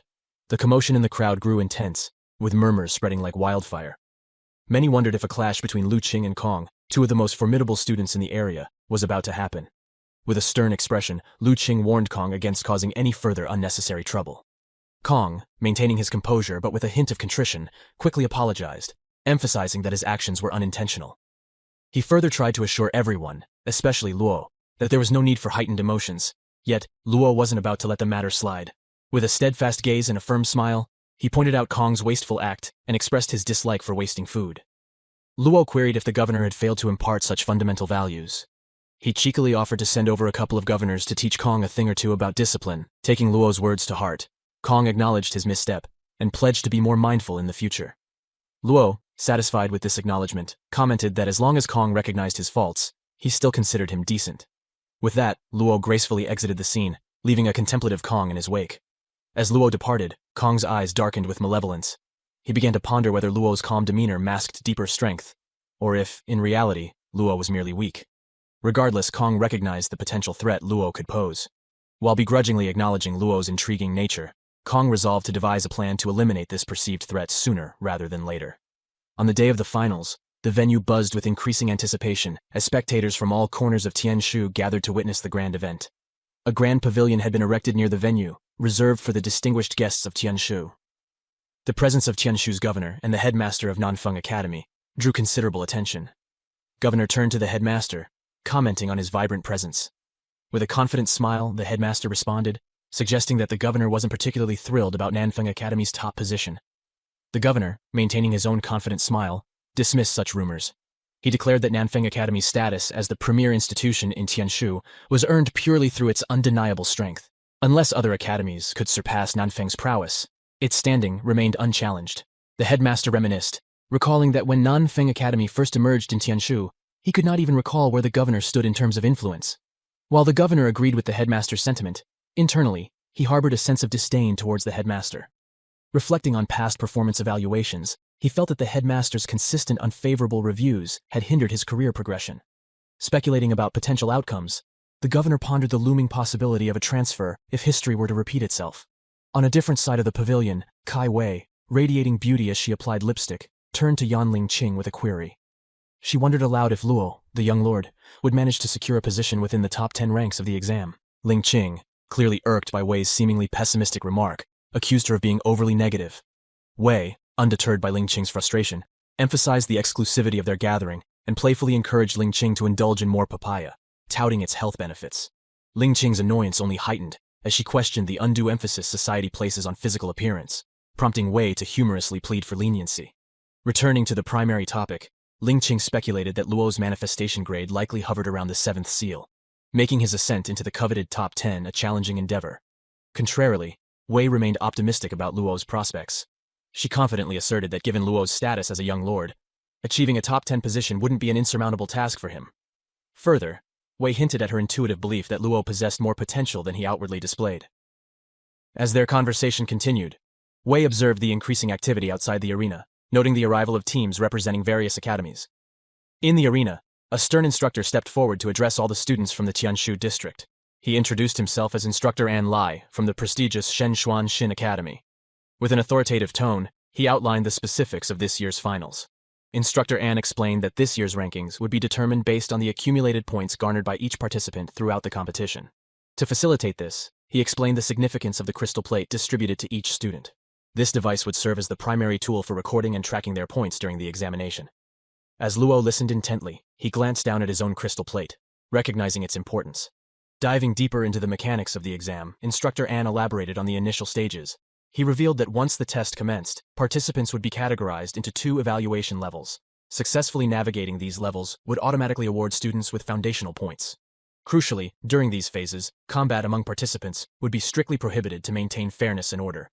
However, the dynamics would shift post-evaluation. Once the assessment concluded, participants would have the freedom to strategize and seize the crystal plates of their rivals. As the atmosphere grew tense with anticipation, Instructor An hinted at further rules awaiting them upon reaching the ruins of the ancient city. With the announcements concluded, the instructor officially declared the commencement of the final examination. As the students began to move, Luo and his friend Zhao joined the collective motion, ready to embark on the challenges that awaited them. In the aftermath of the announcements, the headmaster expressed gratitude towards Instructor An for his diligent efforts in orchestrating the event. A brief overview of An's standing within the realm of powers and stature revealed that he ranked slightly below the governor and the chairman. His position as the current supervisor for the test, dispatched by Shenzhuanshin Academy, marked him as a significant figure. Despite being categorized as a silver light teacher, there was a prevailing belief that An possessed the potential to ascend to the esteemed rank of a gold light teacher. Such a promotion would undoubtedly elevate his prominence within Dajia. Shenzhuanshin Academy had a tiered system for its faculty: silver light, gold light, and the exceedingly rare violet light teachers. The prerequisites for these ranks were stringent, with silver light teachers necessitating the attainment of the Disha general position, gold light teachers requiring the Tiangan general position, and the pinnacle violet light teachers being associated with the revered landlord realm. Even within Shenzhuanshin Academy, violet light teachers were a scarce commodity. An acknowledged the abundance of hidden talents within the Tianshu district, expressing his anticipation for the fiercely competitive final examination. With a keen interest, he looked forward to witnessing the unfolding dynamics and developments of the impending competition, brimming with expectation and excitement. The spectators directed their gazes towards the front of the crystal wall, where the lighting stone strategically placed in the White Spirit Mountain streamed real-time footage of the events onto the crystal surface. The crystal wall not only served as a visual display of the ongoing proceedings, but also showcased the rankings and points of all the participating students. Meanwhile, Luo and his peers had navigated through the dense woods, finally reaching a colossal wooden gate. As they passed through, the massive wooden gate shut with a resounding bang, sealing off the path behind them. Inside the expansive hall, a sense of anticipation and curiosity permeated the air as students speculated about the nature of the impending tests. Amidst this atmosphere, Luo discerned an unusual sound emanating from above and promptly alerted his friend Zhao to its source. Upon looking up, they witnessed a swarm of ferocious, bloodthirsty bats descending upon them from 2 cavities overhead. Recognizing these creatures as 4-winged bats, Luo quickly deduced that the initial test would likely involve fending off these formidable adversaries. Luo cautioned Zhao to avoid any contact with the bats, emphasizing that sustaining an injury would result in a deduction of points. However, amidst the chaos, Zhao found himself overwhelmed, crying out for assistance as the situation grew dire. Sensing the imminent danger, Luo swiftly grabbed his friend's hand, initiating a rapid retreat. Luo urged Zhao to maintain his focus and refrain from disrupting his manifestation power. Zhao, astonished by Luo's abilities, questioned whether he had employed a mid-grade manifestation art called Water Shadow. As they continued running, Zhao expressed skepticism about the effectiveness of running, as the bats were rapidly closing in on them. Just as the creatures were about to reach Zhao, something swiftly intervened, eliminating the bats. Zhao realized the bats that posed a threat were no longer behind him, and they were invisible to everything in the midst of chaos. In awe of this revelation, Zhao commended Luo for his remarkable water shadow technique, recognizing it as a form of stealth art. The happiness on their faces was evident, as Luo explained that he had leveraged light refraction through water to render them invisible under the rays of light. Zhao, thoroughly impressed, expressed his admiration, noting that he had not seen anyone employ water shadow in such a unique manner before. Luo felt equally amazed by the effectiveness of the concealment achieved through the combination of water and light. Zhao emphasized the futility of engaging in a fight at that moment, and suggested waiting until the situation resolved itself. He complimented Luo, not only on his handsome appearance, but also on his intelligence. Puzzled by why Shenzhuanshin Academy had not specifically recruited Luo, Zhao questioned if they were blind to his talents. Luo, however, discouraged any disrespect towards the academy, reminding Zhao that they would soon be attending it. At that moment, Zhao noticed someone familiar and promptly informed Luo of the person's presence. It was Yu Lang, sprinting toward them and urgently shouting for assistance. Luo immediately recognized the impending danger, realizing that if Lang continued in their direction, he would inadvertently expose their hiding spot. Instructing Zhao to act as if they had not noticed Lang, Luo emphasized the importance of maintaining their concealed position. However, Lang's pleas grew more desperate, promising to draw the attention of the bats toward them if Luo refused to intervene. Threatening to collide with them if he wasn't saved, Lang's persistent cries began to frustrate Luo. Feeling cornered by the situation and Lang's reckless behavior, Luo reluctantly decided to extend his concealment technique to shield Lang. Meanwhile, as the other students unleashed their most potent techniques in an attempt to fend off the bats, the sheer volume of these creatures began to take its toll. Many students sustained injuries, and the crystal plates on their chests continuously flashed red as indicators of their failing health. Amidst this chaos, concealed by Luo's abilities, Zhao turned to Luo with a hopeful expression, inquiring if their performance would be deemed flawless. He expressed concern that anything less than a perfect score would be unfavorable. With confidence, Luo reassured Zhao, emphasizing that if the test revolved around avoiding hits, they should undoubtedly be ranked at the top. As the trio observed the escalating situation, they noticed the bats beginning to retreat, signaling the conclusion of the initial test phase. Suddenly, rays of light swept across the participants, assessing their performances through the crystal plates. Most students received scores that fell on the lower end of the spectrum, indicating their struggles against the bats. However, to their astonishment, Luo, Zhao, and Lang discovered that their crystal plates displayed a score of 0. Confused and frustrated, Zhao questioned the validity of their scores, highlighting their successful evasion of the four-winged bat attacks. Lang speculated that the recent light rays might have overlooked them unintentionally, designed to evaluate their scores. He turned to Luo, seeking clarity on whether his water shadow technique had shielded them from the detection of these light rays. Luo quickly recognized the peculiar situation surrounding their 0 scores. Instead of dwelling on it, he brushed off the potential setback, noting that points could always be regained later. After all, this was merely the first test, and there were more challenges to come.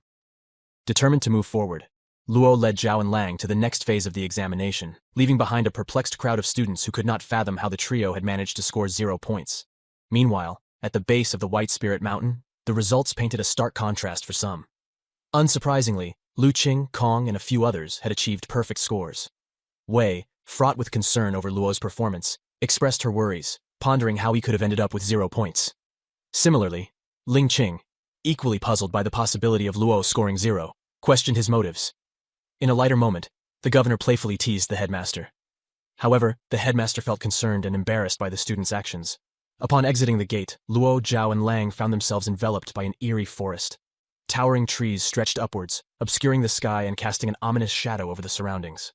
Luo's keen observation skills did not go unnoticed as he spotted a recent sign, hinting at the objective of their second test, obtaining the ghost face fruit.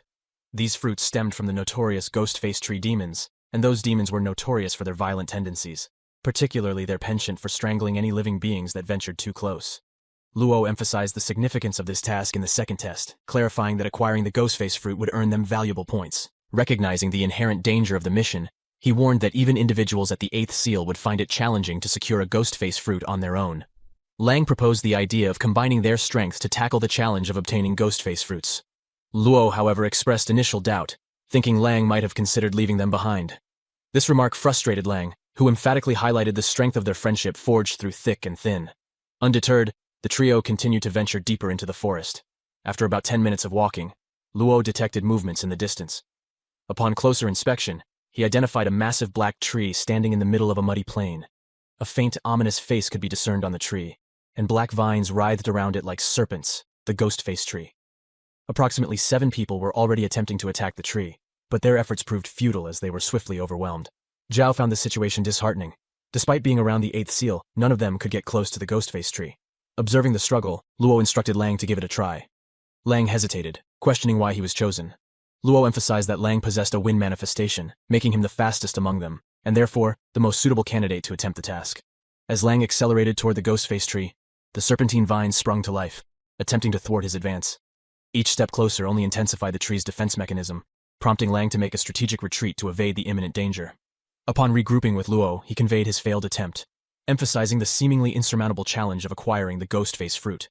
With a renewed strategy in mind, Luo orchestrated a coordinated assault. He delineated their roles, positioning as the frontline defense, a formidable meat shield to absorb the tree's retaliatory strikes. Meanwhile, Luo would act as a guardian, shielding Lang from the aggressive vines, as he made his decisive move to procure the coveted ghost face fruit. This tactical approach ensured that Zhao would bear the brunt of the tree's attacks, relying on his resilience and durability to withstand the onslaught. Undeterred, Zhao exuded confidence, assuring his companions with a steadfast voice that his robust physique could endure the anticipated barrage. Luo instructed Lang to wait for his signal before starting the operation, ensuring their synchronized approach would maximize their chances of success. As they readied themselves, the trio advanced towards the ghost-face tree, each fulfilling their assigned roles. Jiao took the front line, becoming the primary target for the tree's relentless assaults. Despite his best efforts to fend off the tree's vines, Jiao soon found himself overwhelmed by their speed and ferocity. Just when it seemed as though he might falter, a particularly aggressive swing from a vine struck him, causing substantial injuries. Despite the pain, Jiao reassured his friends that he was fine, and urged them to continue with the mission. As they drew closer to the tree, its violence escalated, and the vines lashed out at Jiao. Despite the relentless assault, he endured without a word of complaint, clenching his teeth and steadfastly advancing step by step. In a critical moment of opportunity, Luo signaled Lang to make his move. Seizing the chance, Lang swiftly moved to grab the ghost-face fruit. However, just as he was about to claim it, another figure approached rapidly from below, also vying for the fruit. The two contenders closed in on the ghost-face fruit simultaneously, leading to a moment of confusion. Amid the confusion, Fulong wondered about the identity of the individual competing for the fruit. Luo, taking charge, instructed Lang to close his eyes. A brilliant, radiant object surged forward with immense force, creating a blinding explosion of light that momentarily disoriented everyone present. Seizing this fleeting advantage, Lang secured the ghost-face fruit. With the fruit finally in his possession, Lang unleashed an attack toward the mysterious contender. The individual, wearing a smirk, expressed surprise at Lang's remarkable speed, and effortlessly deflected the incoming Lang's assault. As Lang finally descended to the ground, he discovered that the unknown participant was Lian Zhong, the second-ranked student from Dongyuan Academy. Zhong possessed a 6th-grade Earth manifestation and stood at the 8th seal, showcasing formidable abilities that surpassed expectations. Luo locked eyes with Zhong, who radiated confidence with a smug smirk on his face. Zhong remarked that he might have underestimated Luo in the past. In response, Luo questioned whether Zhong would continue to keep tabs on him. Zhong revealed that he had received orders from his superior to target Luo. He further cautioned both Leng and Zhao to distance themselves from Luo, emphasizing that staying close to him would pose a severe threat to them. Visibly frustrated and angered, Zhao sternly confronted Zhong, issuing a sharp retort. Lang echoed Zhao's sentiment, asserting that his bond with Luo was unbreakable. He sarcastically suggested that not even money could sever their connection. Nevertheless, Zhong dismissed their loyalty, emphasizing that they were naive and failed to grasp the gravity of the situation. With a menacing undertone, he warned them that their paths would cross again, particularly in the elimination rounds that lay ahead. After successfully navigating the challenges posed by the ghost face trees, the trio successfully secured 2 more ghost face fruits, using the same method as before. Luo and Lang accumulated 100 individual points. At the base of the White Spirit Mountain, spectators erupted in cheers upon witnessing the top-ranking students achieve maximum points.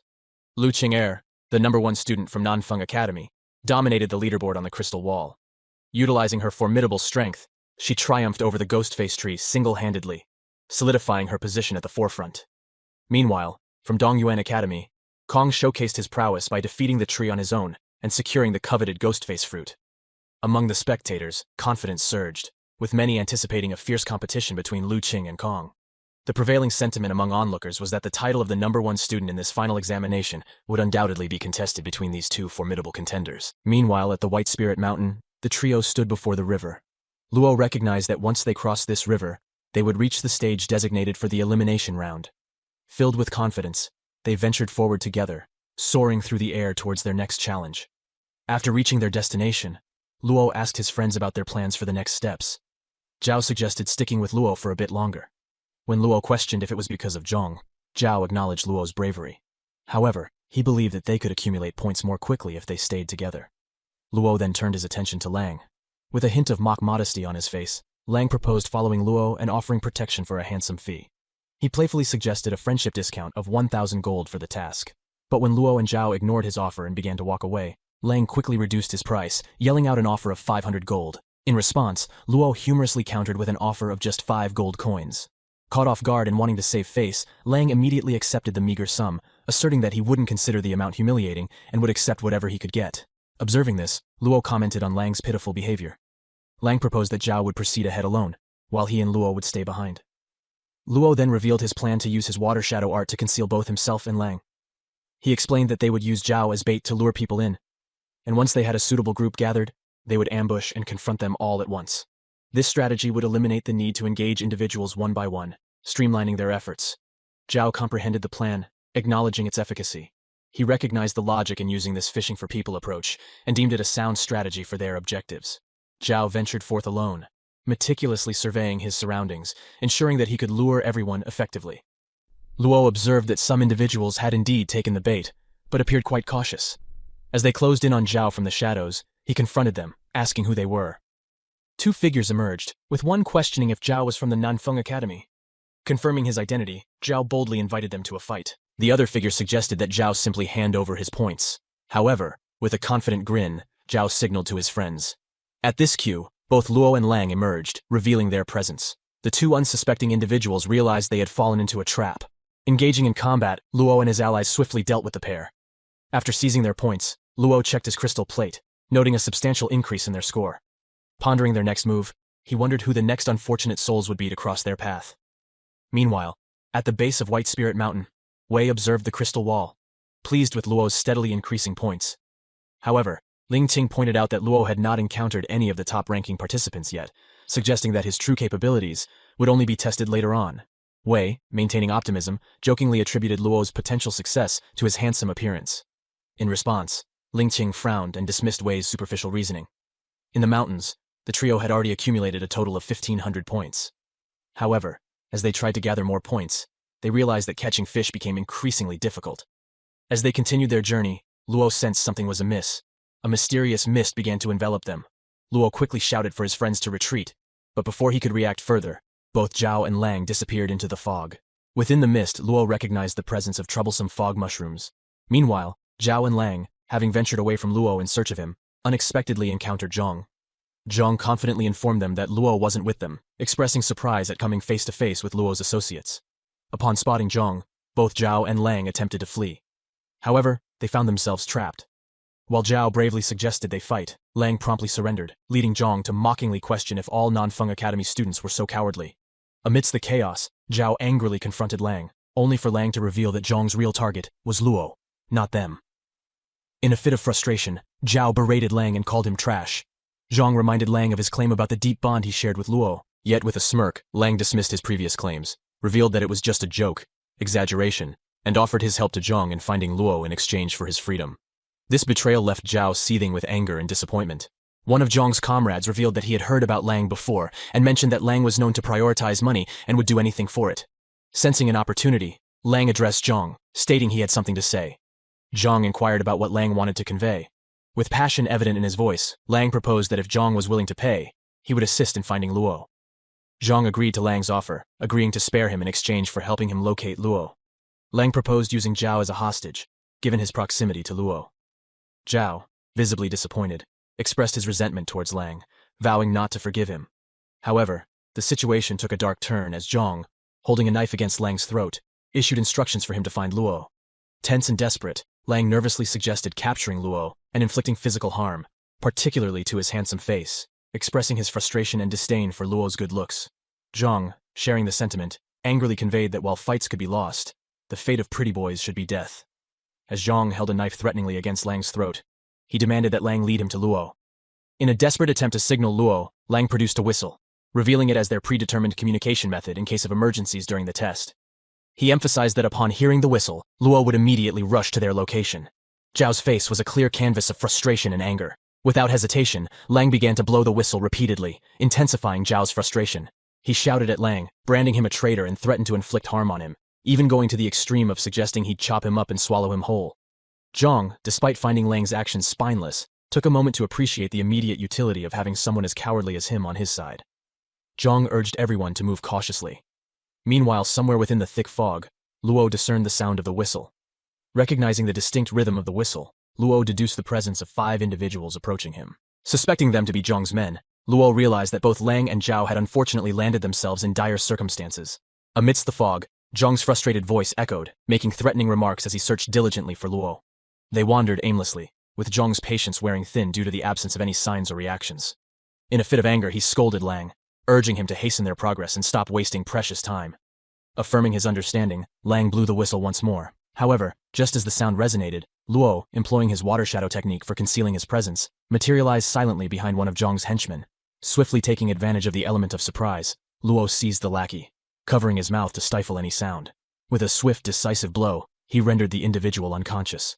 The sudden turn of events left Zhang and his remaining cohort startled, realizing they had fallen into an ambush set by their enemy. In a swift turn of events, as the blinding light from the flash bombs disoriented Zhang and his henchmen, Zhao seized the opportunity to make a run for it. Realizing that Lang had deceived them, Zhang, in a fit of frustration, swiftly swung his knife towards Lang. However, Lang skillfully dodged the attack, taunting Zhang as a jackass who had aimed to capture their young lord Luo. In a fit of rage, Zhang hurled his knife towards Lang with deadly precision. To everyone's surprise, another knife intercepted the attack, and the intervening figure was none other than Luo himself. Emerging confidently from the fog, Luo assumed a determined stance. Lang, with a cheeky grin, clarified that he had not truly betrayed Zhang. Instead, Luo had simply offered him more money. With their forces combined once more, the trio stood united against their adversaries. As Zhang's fury intensified, veins bulged on his forehead, and his eyes reflected malicious intent as he grappled with the unexpected situation caused by Luo and his friends. Lang, sensing the impending danger, suggested a strategic retreat, but Luo, with an unwavering determination etched on his face, countered this suggestion. He believed they were on the verge of capturing their biggest adversary, and he wasn't willing to let Zhang slip away. Dividing their roles, Luo instructed his friends to handle the other three lackeys. Zhao, displaying confidence, affirmed his commitment to deal with the remaining adversaries.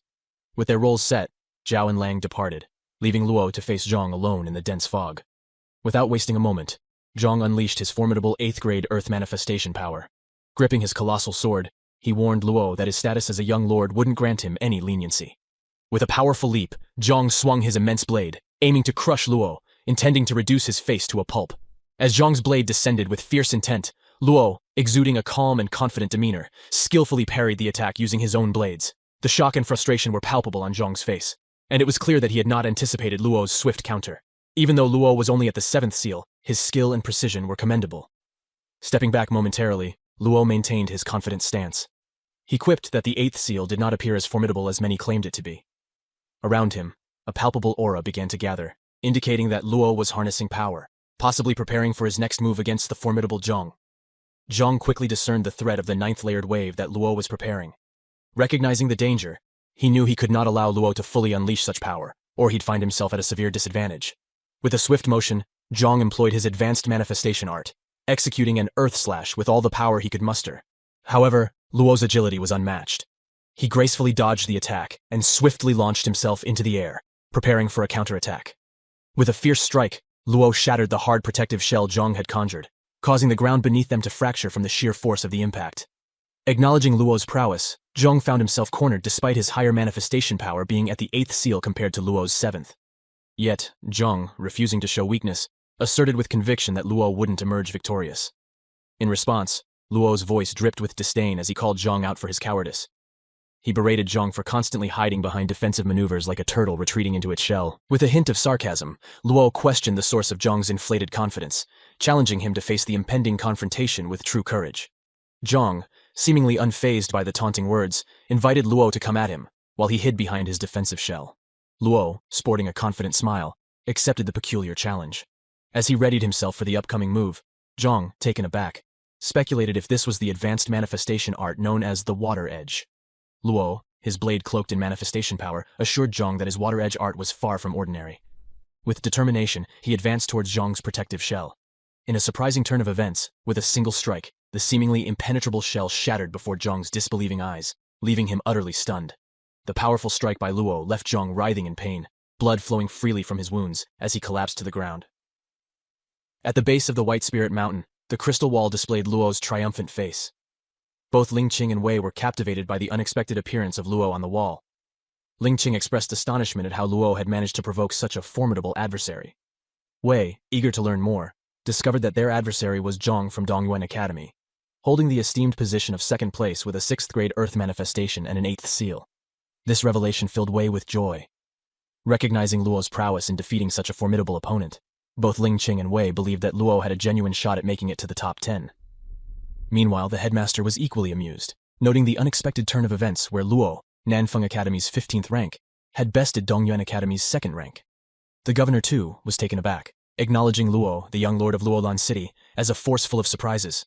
The instructor, brimming with admiration, acknowledged that this was indeed Luo, the young lord of Lulan City, who had been engaged to Jiang Qing heir. The headmaster confirmed this statement. The instructor found it intriguing that even before Luo had officially entered Shengshuan Academy, he had already made quite a name for himself there. However, the governor, adopting a more dismissive tone, pointed out that defeating someone at the 8th seal did not necessarily guarantee admission into Shengshuan Academy. Meanwhile, even though Zhao and Lang were outnumbered in a 2 versus 3 battle, They managed to surprise their opponents with their prowess. In a sudden turn of events, Zhao noticed movement behind him, and to their collective astonishment, Luo emerged victorious with Zhang in his grasp. Without wasting any time, Luo tossed Zhang to the ground. Seeing their leader defeated, Zhang's lackeys quickly realized they stood no chance. Before they could even think of escaping, they were thoroughly defeated and their points were taken. Lang suggested to Luo that he should claim Zhang's points for himself, while Lang and Zhao would split the remaining points. Zhao emphasized that Zhang had lost to Luo alone, and there was no need for Luo to share the credit or be burdened by them. He also acknowledged Luo's potential to secure a place in the top 10 without any hindrance. Luo, with confidence written on his face, teasingly remarked that the Dongyuan Academy's people were quite generous. He wondered if there were any more of them to defeat. Luo decided to move forward, as they shouldn't be far from the White Spirit ruins. After dealing with the attack from Dongyuan Academy led by Zhang, Luo and his friends proceeded to the White Spirit ruins, the location of the Academy's final combat exam. Upon their arrival, Luo scanned his surroundings. A crystal wall nearby displayed the rules of the final examination. Once fewer than 10 participants remained in the White Spirit ruins, the exam would conclude, and rankings would be determined by accumulated points. Luo accessed his crystal plate to check the current rankings. Notably, Lu Qing held the top spot with 9,500 points, followed by Kong in second place with 8,300 points. Luo himself was positioned 17th, while his friends Lang and Zhao ranked in the 30s. Zhao expressed a strategy to Luo. If they were to encounter the strongest adversaries, Luo should prioritize escaping while Zhao and Lang would attempt to delay or distract the opponents, ensuring Luo's safety. However, Lang chimed in, suggesting he would also run alongside Luo if they encountered such formidable foes. Frustrated, Zhao retorted that Lang would only be a burden in such a scenario. Luo recognized that breaking into the top 10 would secure his admission into the academy. Understanding the stakes and the importance of his ranking, he knew it was crucial to secure a strategic vantage point within the White Spirit ruins. Within the ruins, Kong's subordinates informed him that Zhang's name was conspicuously absent from the rankings. This led Kong to speculate that Luo had defeated Zhang, a notion that puzzled his subordinates given Luo's relatively lower standing at the 7th seal. However, Kong downplayed Luo's threat, emphasizing that Lu Qing was their primary concern. In Kong's eyes, Luo was merely a minor obstacle, akin to a monkey. As Kong strategized with his comrades in a cabin, they reminded him that Lu Qing still led in points. Undeterred, Kong assured them that Lu Qing's lead was temporary. He outlined a plan to first ascertain Lu Qing's location, a task he entrusted to Yu Feng. Demonstrating his preparedness, Yu Feng confirmed he had already made the necessary arrangements, earning Kong's gratitude. Back in the ruins, Luo and Zhao observed ongoing fights. Zhao remarked on the dwindling numbers, noting that out of the initial 100 participants, only 60 remained, showcasing the brutality of the competition. After returning from his surveillance mission using his high-speed attribute, Lu Lang updated Luo on the chaotic situation within the ruins. He reported that widespread battles were taking place. More critically, Lu Lang informed Luo that he had spotted Kong collaborating with his allies, Xiang Liang, Qi Su, and Zhong Fu. The four of them had joined forces, and their primary target appeared to be Lu Qing. Recognizing the gravity of the situation, Luo understood Kong's cunning and the danger it posed to Lu Qing. The collaboration between these formidable adversaries meant that Lu Qing was in real peril. Lang, sensing the urgency, asked Luo about their next move.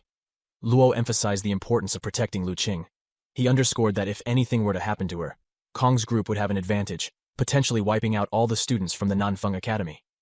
The stakes were high and Luo knew they had to act decisively to counter this looming threat. Luo instructed Lang and Zhao to stay behind while he decided to go alone, deeming it more convenient that way. Before parting ways, he emphasized the importance of being careful. As Luo ran off, he was determined to prevent any harm from befalling Lu Qing, otherwise the consequences would be dire for everyone from the Nanfeng Academy. Meanwhile, Lu Qing sat gracefully atop a rocky ledge, her poised demeanor belying the perilous situation.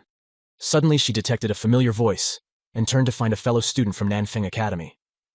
The student expressed deep admiration for Lu Qing, highlighting how she had become an inspiration by single-handedly defeating numerous opponents. However, Lu Qing remained focused, emphasizing that the battle was far from over. The student agreed, acknowledging that while Dongyuan Academy remained their primary adversary, Kong was a formidable opponent in his own right. To provide some reassurance, the student revealed a device given by Yun Feng that could be activated for assistance against Kong. Lu Qing, worried about the device, expressed her desire to head out and ordered her against following her. As she flew away, she sensed something amiss. Suddenly, an immediate attack targeted her. Roots emerged from the ground, attempting to strike her. With quick thinking, Lu Qing used ice to freeze the threat. At that moment, someone clapped, and to her surprise, it was Kong, with a sinister grin on his face. She found herself surrounded by Kong's subordinates. At the foot of the White Spirit Mountain, spectators expressed their disdain for Kong's tactics, referring to them as shameless for targeting Lu Qing, a prominent figure from the Nanfeng Academy. Wei and Ling Qing, witnessing the unfolding events, were deeply concerned for Lu Qing, especially given her prior assistance to the Xiang house. They wondered why she was being targeted despite her previous aid. Meanwhile, at the main pavilion, the headmaster seethed in anger, observing the unfolding events. In contrast, the governor appeared somewhat amused. The headmaster struggled to maintain his composure, questioning the governor about his role in orchestrating the ambush. The governor, with determination in his eyes, expressed that the Nanfeng Academy's long-standing dominance needed to be challenged. He emphasized that what was happening was merely a reflection of the people's will. In a fit of anger, the headmaster accused the governor of tarnishing the Tianshu district and called him a traitor. The governor retorted, hinting that it was the headmaster who had pushed him to such actions. The headmaster, frustrated, revealed his plan to give the governor a negative evaluation in the upcoming report, intending to strip him of his position. However, the governor confidently asserted that regardless of his evaluation, Nanfeng Academy would not retain its top spot for long, rendering his report insignificant. The instructor watched in disbelief, realizing the chaotic and unfortunate situation Lu Qing found herself in. Meanwhile, Kong stood confidently before her, backed by his subordinates. Lu Qing acknowledged the effort Kong had invested in orchestrating this situation. In response, Kong expressed his respect for her by setting up such a challenging stage for their confrontation. As Kong's subordinates, including Liang Qisu and Zhong Fu, moved in to attack Lu Qing, she raised her hand and began gathering aura. In a swift motion, she unleashed a powerful ice manifestation that sent everyone flying. The sheer force and mastery displayed by Lu Qing, especially her 9th seal and upper grade 7 ice manifestation, left Kong's subordinates, Liang Qisu and Zhong Fu, in astonishment. They quickly realized they were outmatched, despite their initial confidence. As the 3 subordinates, Liang with his flame palm technique, Qisu with her poison ivy art, and Zhong Fu with his water whip, launched a coordinated attack on Lu Qing, she remained unfazed. With grace and precision, she executed her Ring of Forest technique, effortlessly dodging their combined assault. Down at the base of the Spirit Mountain, the spectators erupted in cheers and applause, marveling at the display of skill from the Nanfeng Academy's representative. They were particularly impressed by Lu Qing's prowess against 3 opponents simultaneously. Amidst the cacophony, Liang yelled out, questioning Kong's inaction. In response to Liang's outcry, Kong swiftly moved into action, attempting to strike Lu Qing from behind. Yet Lu Qing's senses were keen, and she reacted in time, pivoting to confront Kong head-on. The 2 powerful forces, Lu Qing's ice and Kong's electricity, clashed in a dazzling display of power. As they faced each other, both remained unscathed from their previous exchanges. Lu Qing acknowledged Kong's upper 7th grade electric manifestation, recognizing the source of his confidence. In response, Kong pointed out that Lu Qing's upper grade ice manifestation was equally formidable. He emphasized that she wouldn't escape unharmed this time. Unperturbed, Lu Qing defiantly informed Kong that if he wanted a confrontation, she was ready to engage until the very end. In a dramatic gesture, she removed one of her gloves, revealing a hand adorned with enchantments. This unexpected move left Liang and the others in disbelief. Recognizing the significance of this action, Kong, intrigued, understood that Lu Qing had finally decided to unleash her most potent weapon. He warned his comrades to be cautious, revealing that Lu Qing was preparing to employ her secret technique, the Hands of Ice Jade. This technique was no ordinary skill. Its power surpassed even some manifestation arts of the general stage, cementing Lu Qing's reputation as a formidable opponent. For those in the 10th seal stage, achieving a manifestation art of the general stage is considered unattainable, as it required a power beyond their current manifestation abilities. However, observing Lu Qing's secret technique, the Hands of Ice Jade, it appeared to empower her to unleash an attack with the potency of a general stage manifestation, despite her being in the 10th seal stage. The extraordinary nature of Lu Qing's technique defied conventional expectations. With determination blazing in her eyes, Lu Qing moved swiftly towards Kong, ready to face him head-on. However, sensing the impending danger, Kong displayed his agility and evasive skills by swiftly flying away, making it clear that he wasn't ready for a direct confrontation with Lu Qing just yet. As he distanced himself, he made sure to taunt her, emphasizing the might of his lightning manifestation, which he claimed was on par with a wind manifestation. Despite feeling a pang of disappointment due to Kong's escape, Lu Qing remained resolute. Her attention shifted to Xiang Ling, who stood at a distance, clearly aware of the impending danger. Anticipating her move, Xiang Ling unsheathed his sword, hoping to fend off her attack. However, to his shock and dismay, Lu Qing's technique was overpowering. With a mere touch, she shattered his sword and encased him in a chilling ice prison, turning him into a statue. This display of sheer power left the other subordinates of Kong in a state of panic and terror. Seeing Xiang Ling, a formidable force at the 8th seal, incapacitated with just one strike from Lu Qing, they realized the grave danger they were in. With their morale shattered and fearing for their lives, they hastily decided that staying any longer was futile. In a bid to save themselves from a similar fate, they turned and fled the scene. However, Lu Qing did not waste a single moment. With swift and decisive actions, She turned each of Kong's subordinates into frozen statues, ensnared within her icy grasp. The intense confrontation took a toll on her, pushing her abilities to their limits. After dealing with the trio, the intricate icy patterns that adorned her hands had diminished considerably. Kong, despite being on the receiving end of Lu Qing's might, could not help but admire her strength and prowess. With a sense of begrudging respect, he applauded her skill, acknowledging the potency of her Ice of Jade technique. With determination blazing in her eyes, Lu Qing charged at Kong with every intention of attacking him head-on. However, she was taken aback when she noticed that Kong wasn't attempting to dodge or flee this time. A sense of foreboding washed over her, and in that critical moment, Kong unleashed his electric manifestation, enveloping himself in a protective armor of violent lightning. Smirking at Lu Qing, Kong taunted her, suggesting that had she fully mastered the power of her hands of ice jade on both hands, she might have been able to shatter his armor of violent lightning. But in her current weakened state, she fell short. It dawned on Lu Qing that Kong's true strategy had been to deplete the power of her hands of ice jade by engaging her in battles with his subordinates. Now the frost patterns that once adorned her hands had completely faded, signaling that she had exhausted the power of her formidable technique. Seizing the opportunity, Kong, with his electric manifestation at full power, moved toward Lu Qing with lightning speed, delivering a devastating punch that sent her hurtling through the air. She crashed into walls, sustaining severe injuries, leaving her vulnerable to Kong's impending finishing blow. However, just as Kong prepared to strike the final blow, a series of light bombs suddenly illuminated the area, momentarily blinding Kong. Squinting through the blinding light, Kong realized that someone had intervened.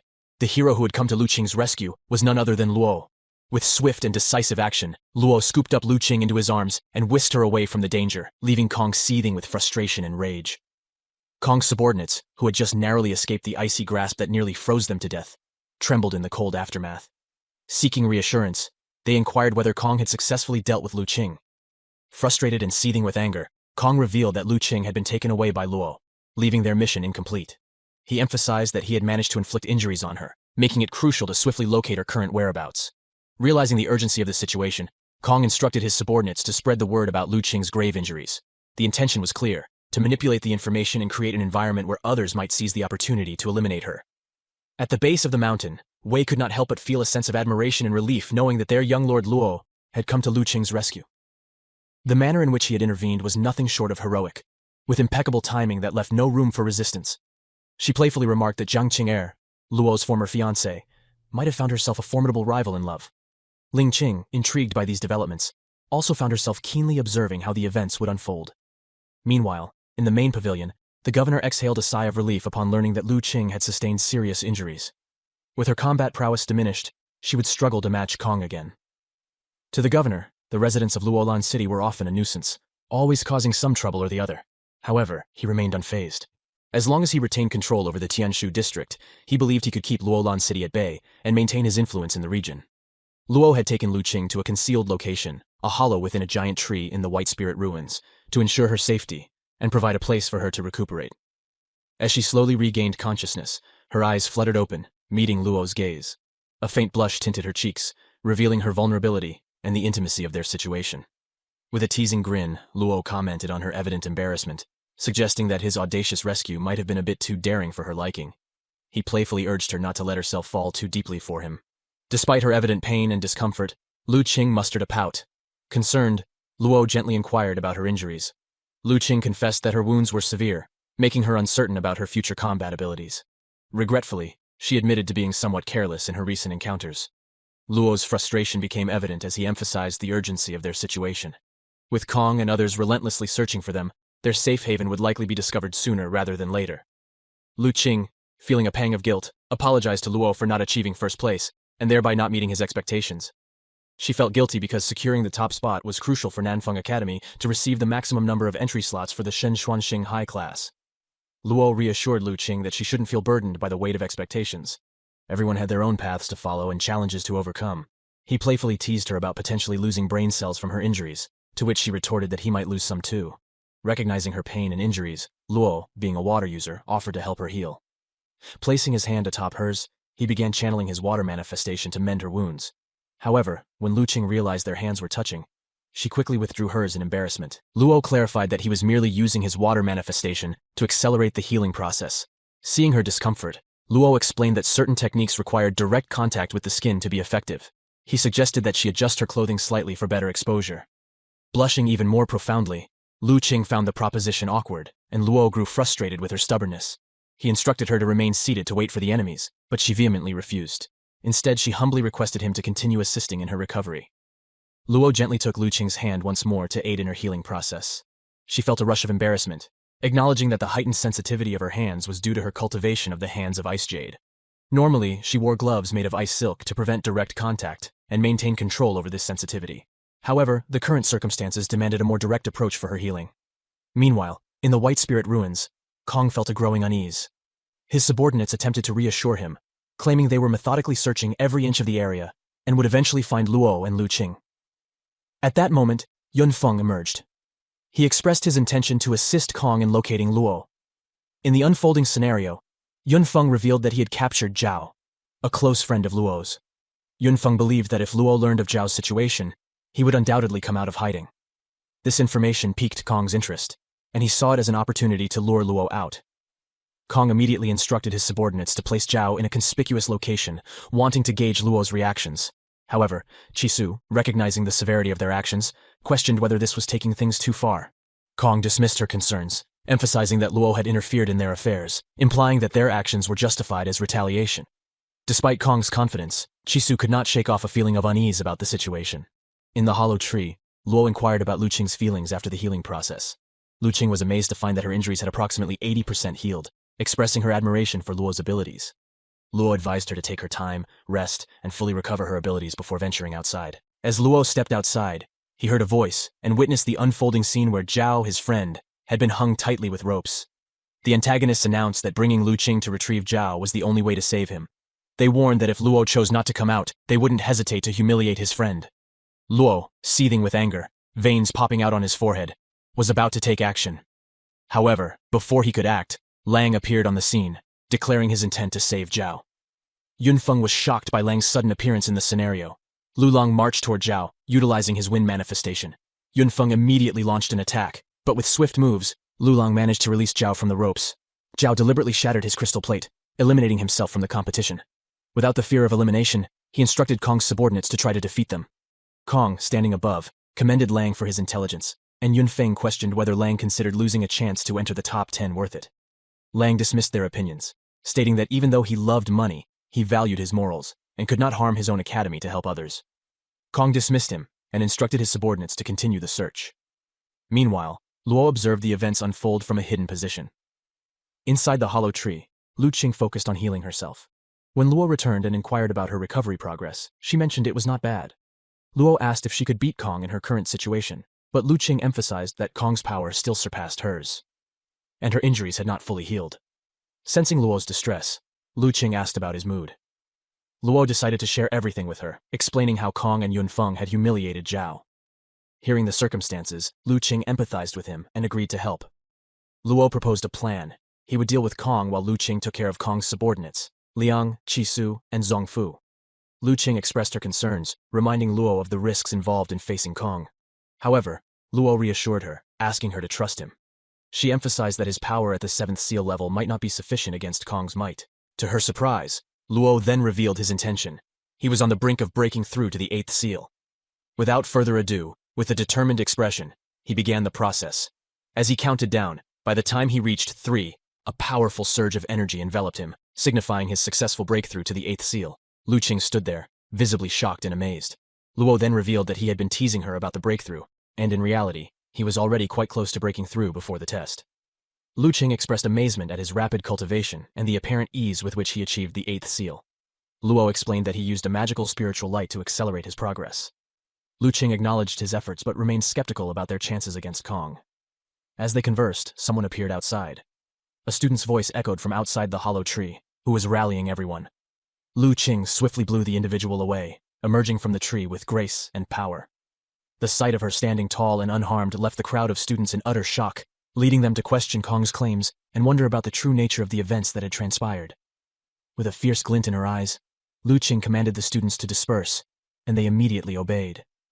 Just then, Kong and Yunfeng made their appearance. Kong, noticing Lu Qing's recovered state, sarcastically inquired about her sudden recovery.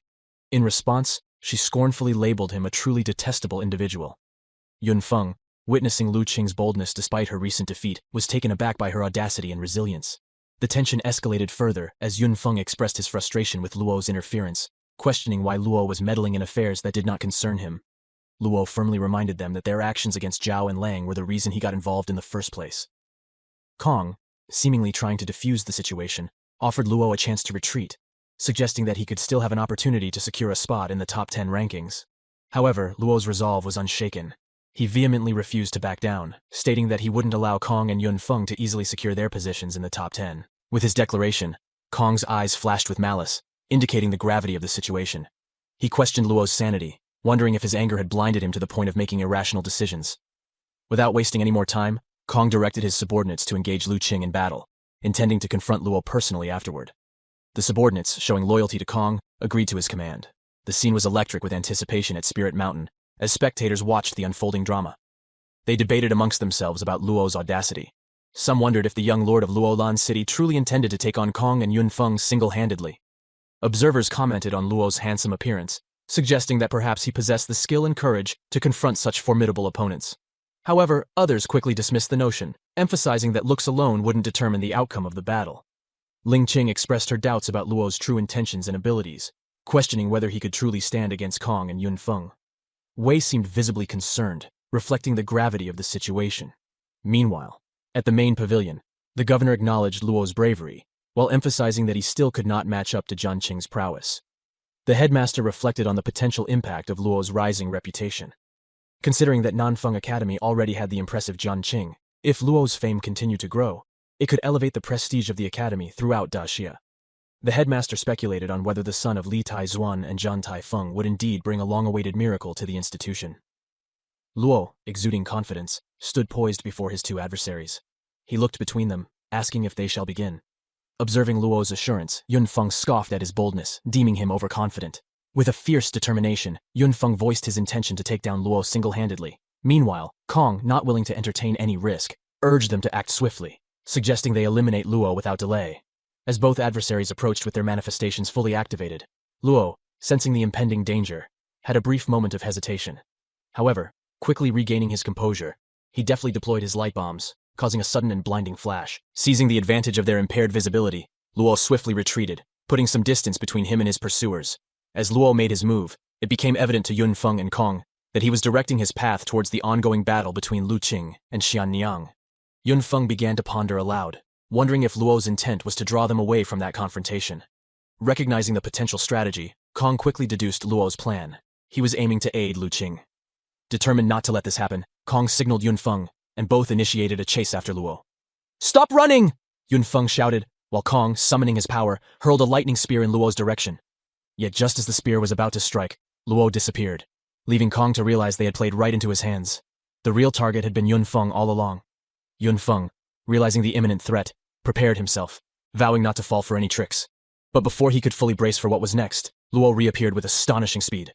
Launching a swift and powerful attack, Luo managed to catch Yun Feng off guard. The force of the blow sent Yun Feng crashing into a nearby stone wall, causing him to cough up blood. Clearly overwhelmed by Luo's unexpected assault, Luo stood tall and defiant before the injured Yun Feng. Gasping for breath, Yun Feng managed to question Luo's sudden leap to the 8th seal. He was puzzled, for Luo's attacks felt more like 7 3-grade manifestations to him. With a smirk playing on his lips, Luo jestingly remarked that his journey had begun 16 years prior, when he was merely an infant. But before Yun Feng could further process this revelation, Luo swiftly landed a punch square on his face.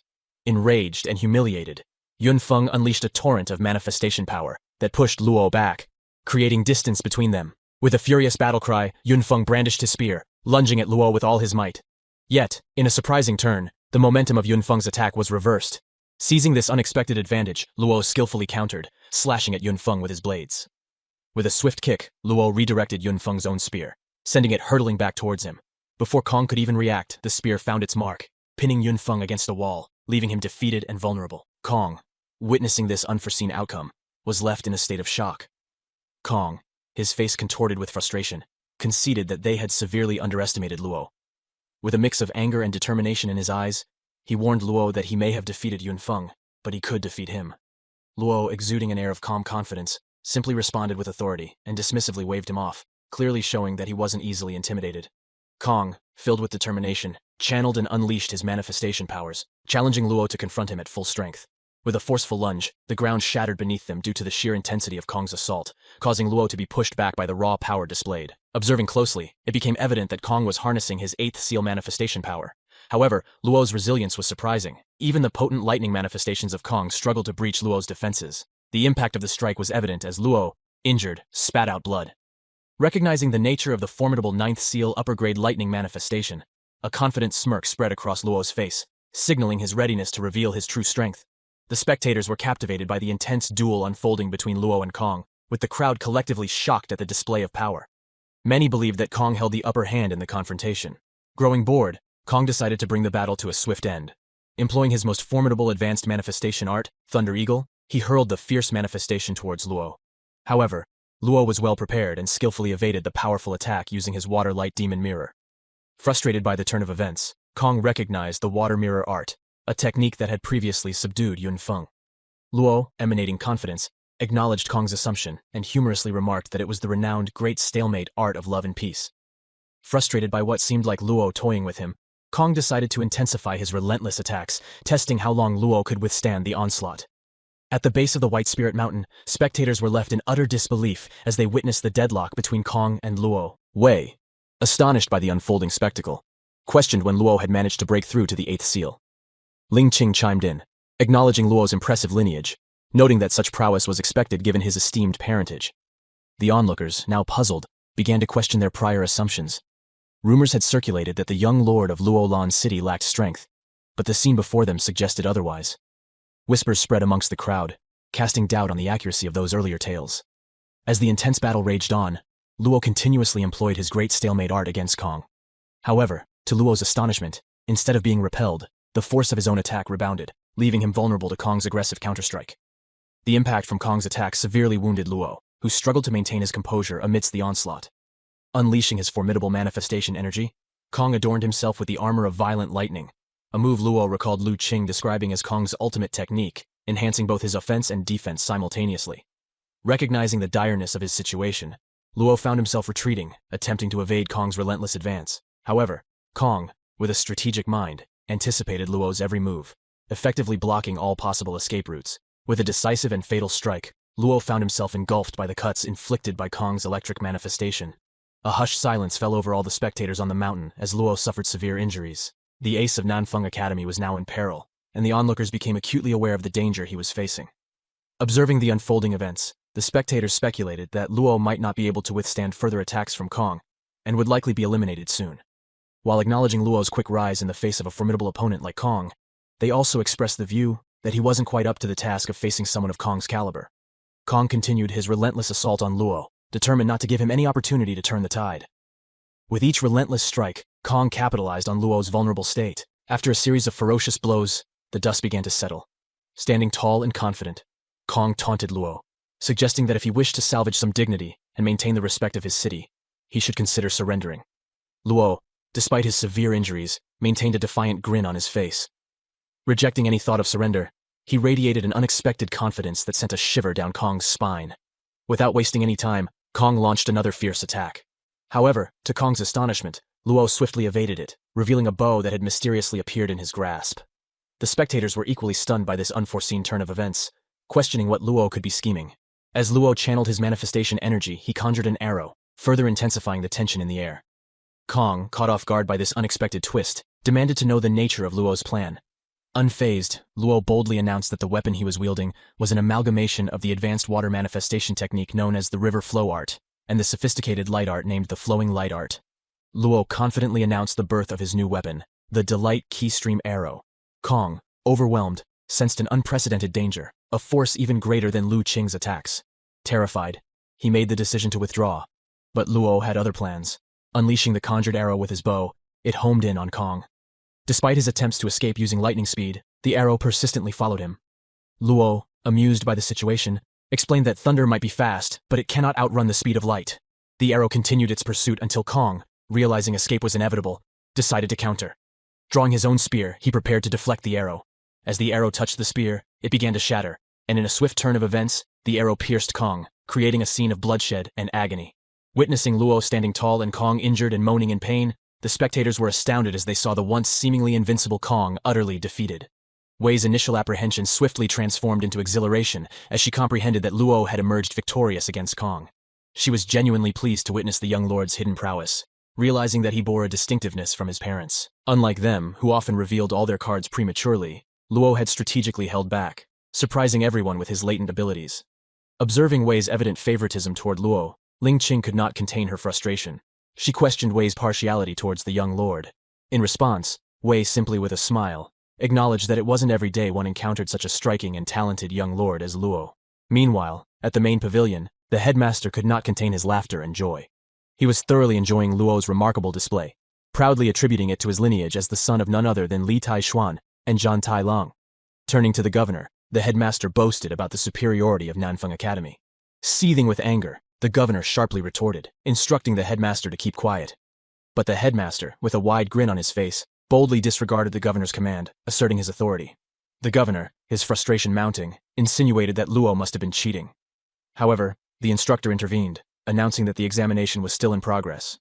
He warned that if the disruption continued, Shenshuanshin Academy might consider reducing the number of admissions from the Tianshu district in the future. Meanwhile, at the arena, Lu Qing was deeply concerned about Luo. She hurriedly made her way, questioning her own judgment in allowing Luo to face Kong earlier.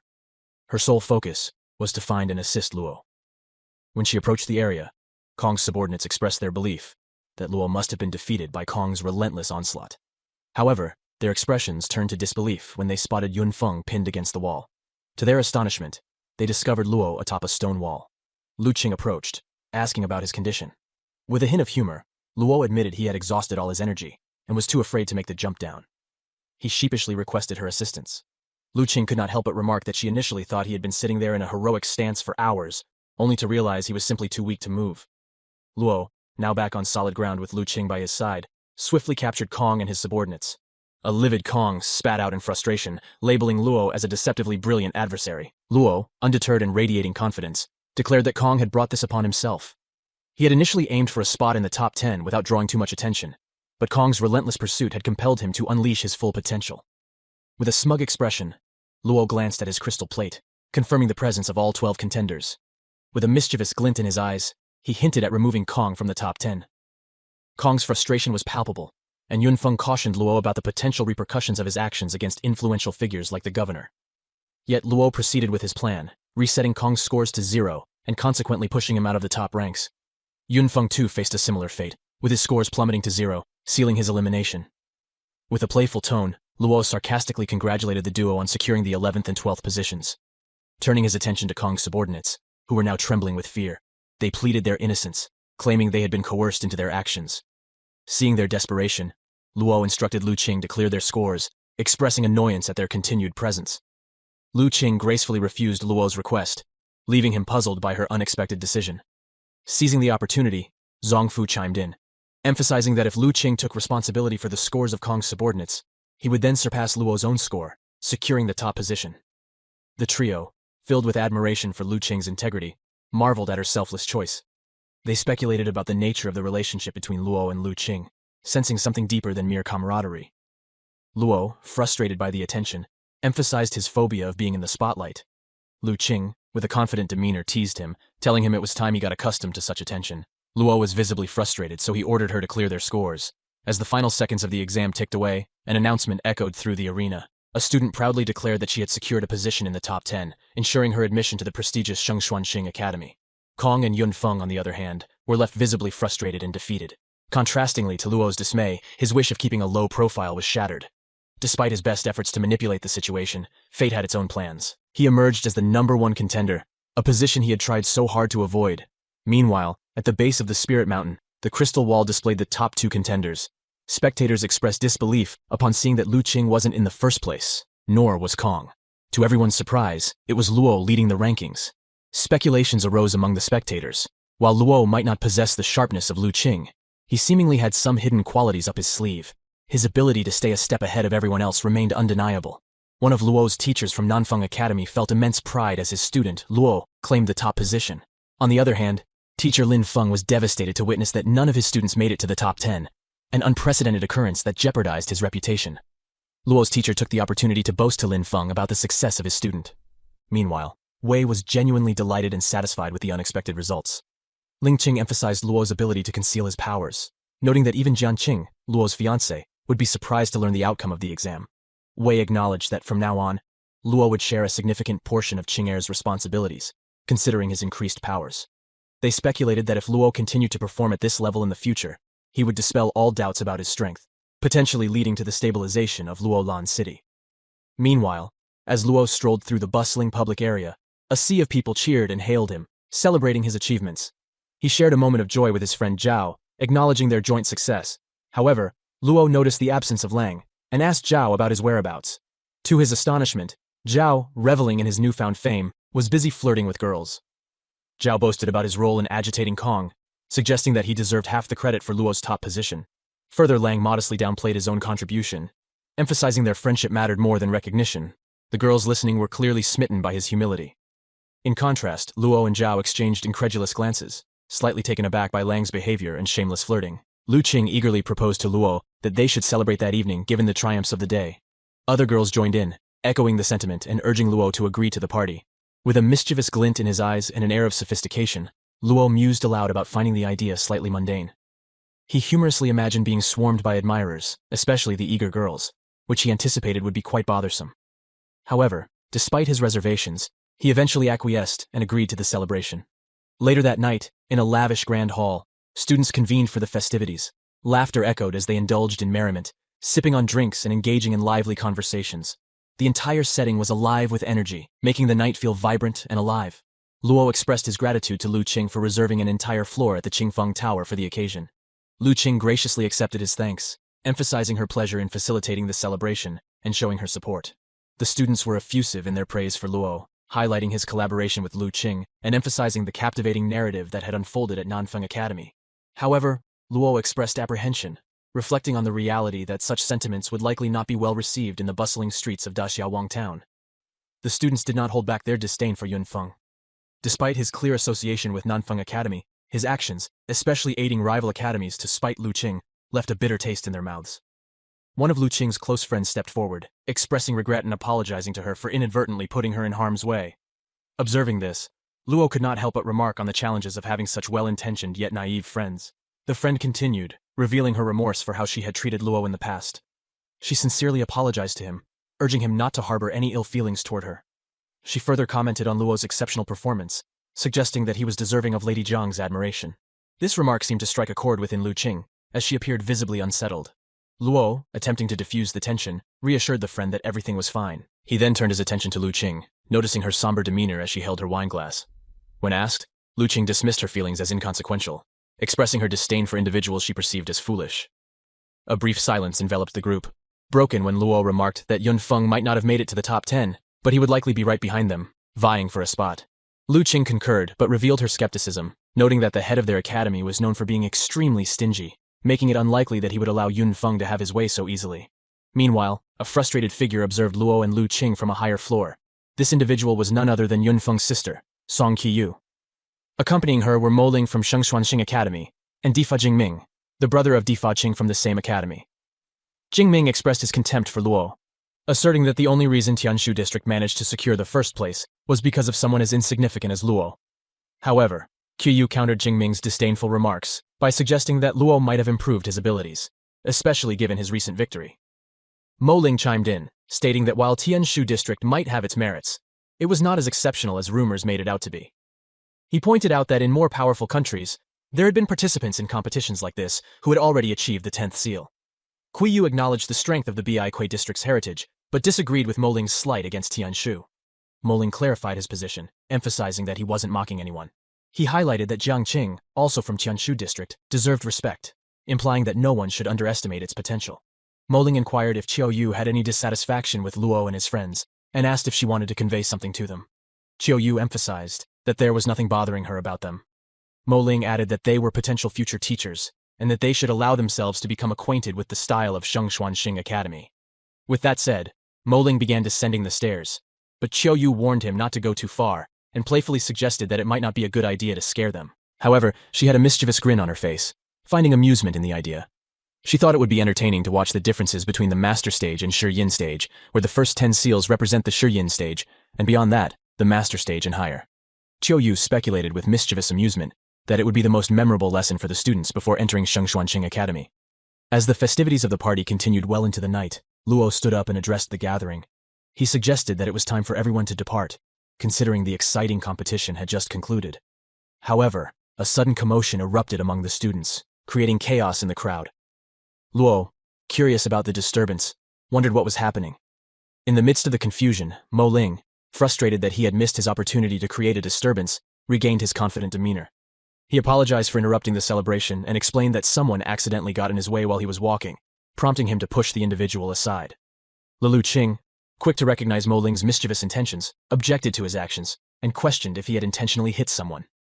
Mo Ling responded with elegance in his tone, praising Lilu Qing's graceful temperament, stating that even in Shangxuanqing Academy, no one could match her. He then extended a polite apology, explaining that he was in a hurry. Mo Ling took advantage of the situation to introduce himself as a student from Shangxuanqing Academy and a future senior for the others.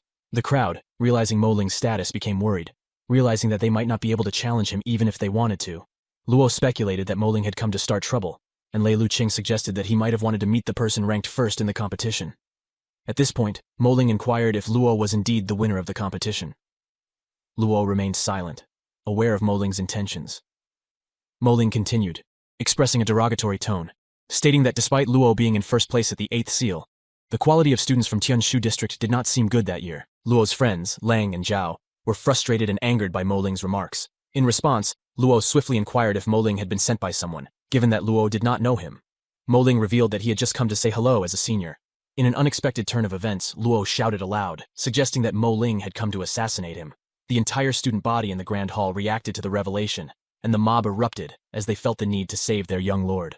Students latched onto Mo Ling, accusing him of being an assassin. Terrified and shocked, Mo Ling was beaten by the students who devoted themselves to saving Luo. In the midst of the chaos, Kui Yu emerged and angrily inquired if it was ethical to call the guards against someone who had merely come to say hi. Luo instructed the student body to halt their actions, while Mo Ling, already beaten to a pulp, barely clung to life with his low health. Lu Qing informed Luo that the girl was the elder sister of Yun Feng, and the other was Jing Ming. Luo acknowledged that she was the one who had sent Mo Ling. Luo, with a serious demeanor, loudly inquired if Qiu Yu had been in cahoots with Mo Ling since he had come with intentions to harm him. He questioned whether she had instructed Mo Ling to act against him. Qiu Yu clarified that Mo Ling had merely met Luo for the first time, emphasizing that their intentions were never to harm him without reason. Mo Ling, beaten and frustrated by the accusations, denied any intention of assassinating Luo. He clarified that he merely wanted to meet Luo as a senior. Seizing the moment, Luo, showing a charming and light-hearted mood, pretended to misunderstand. As a gesture of reconciliation, he offered to treat everyone to drinks for the night. Qiu Yu, still frustrated, dismissed his offer. With a mischievous grin, Luo asked her what she truly desired. Qiu Yu's intention with Mo Ling was to upset Luo, and if Luo had retaliated, it would have worked against him. Qiu Yu acknowledged that Luo could be quite arrogant, especially in front of attractive ladies. She saw no reason to make a big deal out of it, and departed with her allies. Despite Qiu Yu and the others leaving, the incident had dampened the atmosphere of the party. Attendees lost interest, and the celebration began to wind down. Downstairs at Qingfeng, Le Qing'er remarked to Luo that the quality of Xiyang House had greatly improved. Luo added that Songzi House had been overwhelmed. Lu Qing pointed out that Kui Yu had participated in the manifestation tempering hall at Shengxuanxing Academy and had now returned because of Luo's Xiyang House. Lu Qing speculated that Qiu Yu might have come back due to the Magical Spiritual Light Festival in Tianshu District. In the Tianshu District, the annual Magical Light Festival is a significant event. Every year, houses that sell magical spiritual lights participate in this ceremony to attract potential buyers interested in these mystical items. Now that Xiang House had a stable income, they could afford to provide Luo with 6th grade magical spiritual lights. Given this newfound prosperity, Luo was puzzled about why Qiu Yu would target him at this particular moment. Meanwhile, Qiu Yu attended to Mo Ling's injuries. When the governor entered the room, he inquired about Mo Ling's condition. Qiu Yu emphasized that at the Qingfeng Hall, Mo Ling had merely intended to engage in a friendly conversation with the students. However, he ended up being beaten by Luo's bodyguards. Frustrated, Mo Ling expressed that if he were in Wangtown, he wouldn't dare to appear in public, or even eat out due to the repercussions of his actions. The governor decided not to delve deeper into the matter, acknowledging that recently, under Luo's management, Xiang House's profits had been steadily increasing. He speculated that there might be some secret source or method left behind by Tai Xuan and Tai Long. Mo Ling chimed in, asserting that Songzi House's recipes were undoubtedly more potent than Xiang House's, but their tempering power lagged behind. He emphasized that the only explanation for Xiang House's success could be the secret source aqua. Concerned, the governor revealed that if they could not uncover this secret, Songzi House might struggle to overturn Tianshu District's balance. Mo Ling, with a confident smirk on his face, confidently stated that the recipes of their Mo Shui House were at least a level higher than those of Xiang House. He believed that the Song family would undoubtedly be able to surpass Xiang House. The governor acknowledged this assertion, but pointed out that the terms of cooperation between the Song family and the Mo Shui House had not yet been finalized. Mo Ling confidently added that as long as the magical spiritual light of the Mo Shui House dominated the market in Tianshu District, both parties would benefit, creating a win-win situation. Grateful for Mo Ling's insights, the governor assured him that the Song family would support the Mo Shui House in establishing a firm foothold in the Tianshu District. With that, Mo Ling exited the room, leaving the governor to contemplate their next steps. Qiu Yu felt a sense of accomplishment, believing that bringing Mo Ling into the Qingfeng Hall today had been a strategic win. She recognized that without Luo's influence, Mo Ling wouldn't have opened up so easily.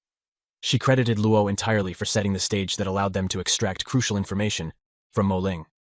The governor, understanding the evolving dynamics, recognized the imperative need for the Song family to form a closer alliance with the Mo Shui House.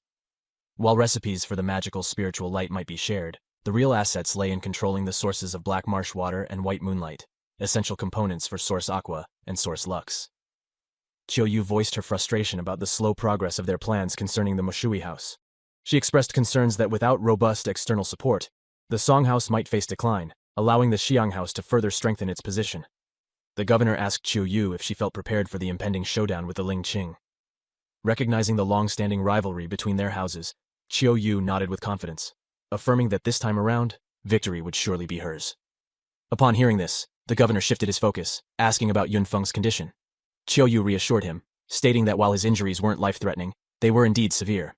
She expressed optimism that despite this setback, Yun Feng should still be able to secure a spot in the Shengshuanxing Academy. The governor sighed deeply, acknowledging that Yun Feng had indeed crossed some boundaries this time. However, he found solace in the fact that Nanfeng Academy had additional admission slots available. He expressed a hope that Wei Sha would be fair in her decisions and allow Yun Feng a chance to further his education at Xuanxing Academy. Luo, having engaged in rigorous training, faced his opponent head-on, but the trainer eventually pushed him back. Despite the setback, Luo decided to halt the training session. The trainer thanked Luo and acknowledged his impressive power, emphasizing that even at the 8th seal, Luo's strength was palpable. Those watching could not help but feel a sense of respect and satisfaction, witnessing the young lord of Luolan Mansion shining in that moment. As Luo took a breather, Wei entered the training area. Luo greeted her with a wave, and Wei, seizing the opportunity, praised him for his hard work and dedication to excel in the competition. As they began to walk, Luo inquired about their destination. Wei revealed that Ling Qing had come to the mansion, indicating that she might have some issues or concerns to discuss. Luo, upon hearing that Lu Ling Qing had come to the mansion, decided to go and meet her. As he headed in that direction, Ling Qing greeted him and promptly reported that Xiang House's performance had significantly improved recently. This year's profits were equivalent to that of 30,000 days. She further revealed that Qiyu was likely here to win first place in the Heavenly Spiritual Light Festival to generate momentum for Songzi House. Luo admired Wei as their specialist and stated that no one could beat her. Ling Qing, with a confident smirk on her face, revealed that she would not underestimate them and decided to go all out this time. Afterward, Ling Qing left in a hurry. At that moment, Wei brought out 3 6th-grade magical spiritual lights just for Luo. Luo enthusiastically picked the bottles of grade 6 magical spiritual light.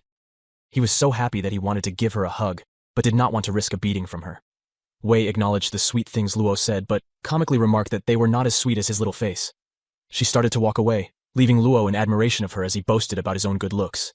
Luo stood alone, wary of the spotlight, especially since Kong, Yun Feng, and Lu Qing were expected to be number 1. Suddenly, a voice from behind him called him ignorant. It was Qing. She expressed that she had let him take the first place, yet he was still talking behind people's backs. They started to walk together. In a public area, people began greeting both of them. However, a crowd had gathered around someone else, Yun Feng. The public called out to Luo and Qing, pointing out that Yun Feng was too arrogant. They accused him of betraying Nanfeng Academy and yet dared to show up. The crowd revealed that Lang had confronted Yun Feng and got beaten badly.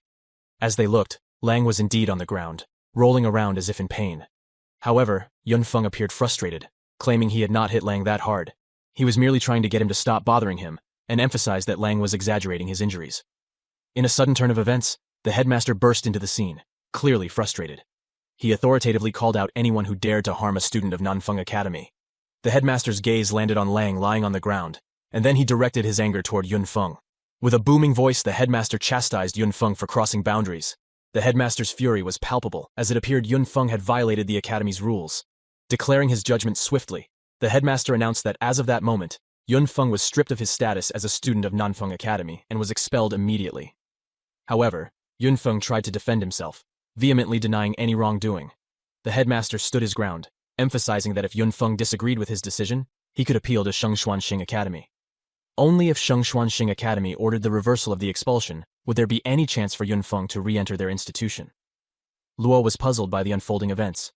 Observing Lang's theatrics on the ground, he could not help but find the act overly dramatic and contrived.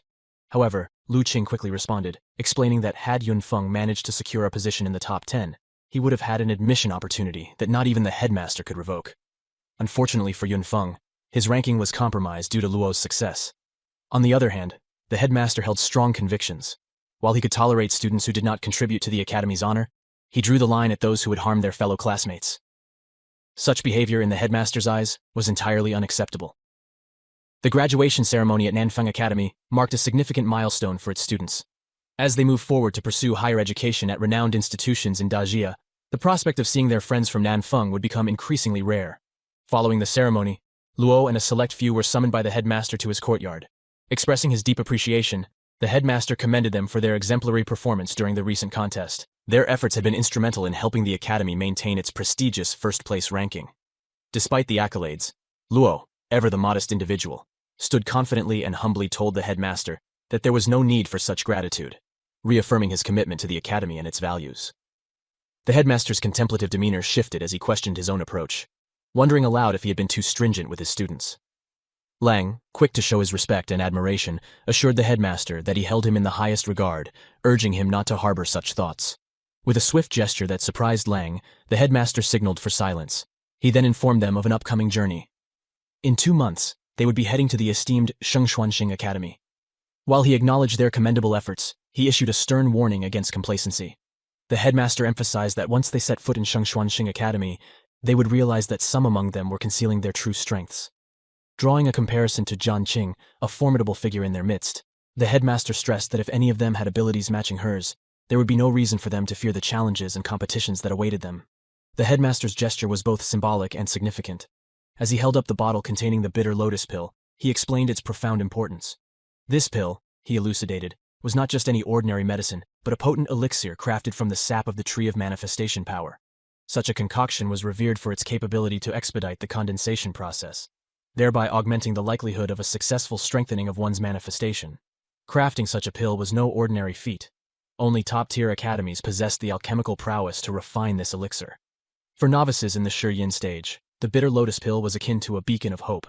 The condensation phase was notorious for its challenges. Many aspirants faced repeated failures while trying to solidify their manifestation power into tangible form. However, with the aid of this pill, the odds of encountering such setbacks diminished significantly, rendering it a treasure of immeasurable worth in their journey. Lang passionately expressed his loyalty and protective instincts towards the headmaster. The headmaster, in turn, exuded an aura of confidence and pride, asserting the unparalleled stature of the Shengshuanxing Academy within Daxia. As Luo and his companions departed, the headmaster's gaze lingered on them with a mix of fondness and pride. He recognized and appreciated Luo's unwavering dedication to upholding his family's esteemed reputation. With a sense of hope and optimism, the headmaster voiced his heartfelt wish for each of them to soar to great heights and achieve unparalleled success in their respective journeys ahead. After graduating from Nanfeng Academy, Luo continued to undergo intense training. Over the next 2 months, Luo dedicated himself to reaching the 10th seal, as the 5-year countdown to his death had begun. Additionally, because of the practice with the magical spiritual light, Luo was able to refine second-grade magical spiritual light. At the Lulan City Mansion, Luo meticulously studied the scroll, absorbing every nuance of the intricate art described within. The requirement of specific materials for the manifestation of the art was a challenge, but he was determined, especially with the guidance of his parents' notes. Their wisdom had always been a beacon for him, and he trusted in their teachings. The suggestion of utilizing the wood manifestation as a complementary ability intrigued Luo. He knew that with the water light manifestation he already possessed, integrating the wood manifestation would create a formidable combination. The healing and detoxification properties of the wood manifestation would be invaluable, ensuring he remained resilient against adversaries. While the wood manifestation's primary strength lay in control-based techniques, allowing him to manipulate opponents, Luo recognized its strategic potential. By first immobilizing his foes, he could then employ his ranged attacks, like a barrage of arrows, to swiftly neutralize them. This dual approach promised versatility in combat, enabling him to adapt to various challenges. With a clear plan in mind, he decided to go with wood manifestation as his primary attribute.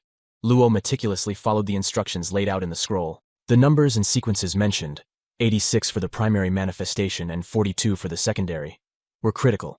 He carefully aligned them according to the heavenly cultivation wheel. As Luo delved deeper into the attributes, he recognized the paramount importance of choosing the right secondary attribute to complement the primary wood manifestation. After thoughtful consideration, he settled upon the wood-earth combination.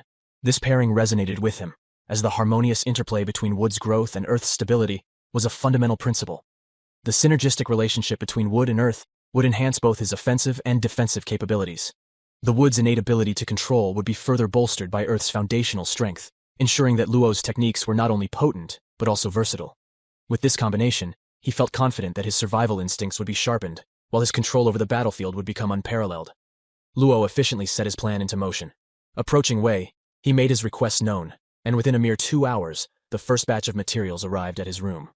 Among the delivered items was the wood bellflower, a peculiar bloom saturated with wood attribute energy. This flower, with its unique properties, would serve as a crucial component in Luo's venture into wood manifestation. In addition to the wood bellflower, he also received a miniature manifestation fire. This flame held a special significance as it was the core derived from the acquired manifestation of heavenly cultivation arts. Understanding the importance of refining through this flame, Luo acknowledged that his manifestation power was currently modest. However, he recognized that the potential held within this acquired manifestation fire could be harnessed to forge and enhance his manifestation abilities. After unintentionally incinerating several materials in quick succession, Luo finally achieved a breakthrough. In the end, he successfully refined the peculiar grass imbued with earth attribute energy. A sigh of relief escaped his lips, as he had not anticipated the process to be quite so challenging. Eagerly, Luo placed the refined grass into the acquired manifestation heavenly cultivation wheel. Observing the intricate design of the wheel, he noticed a faint line leading to an adjacent space, signaling him to introduce the next material. Encouraged by his recent success, he eagerly sought to continue the process.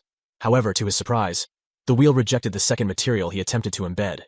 Startled by this unexpected outcome, Luo persisted, trying several other materials in quick succession.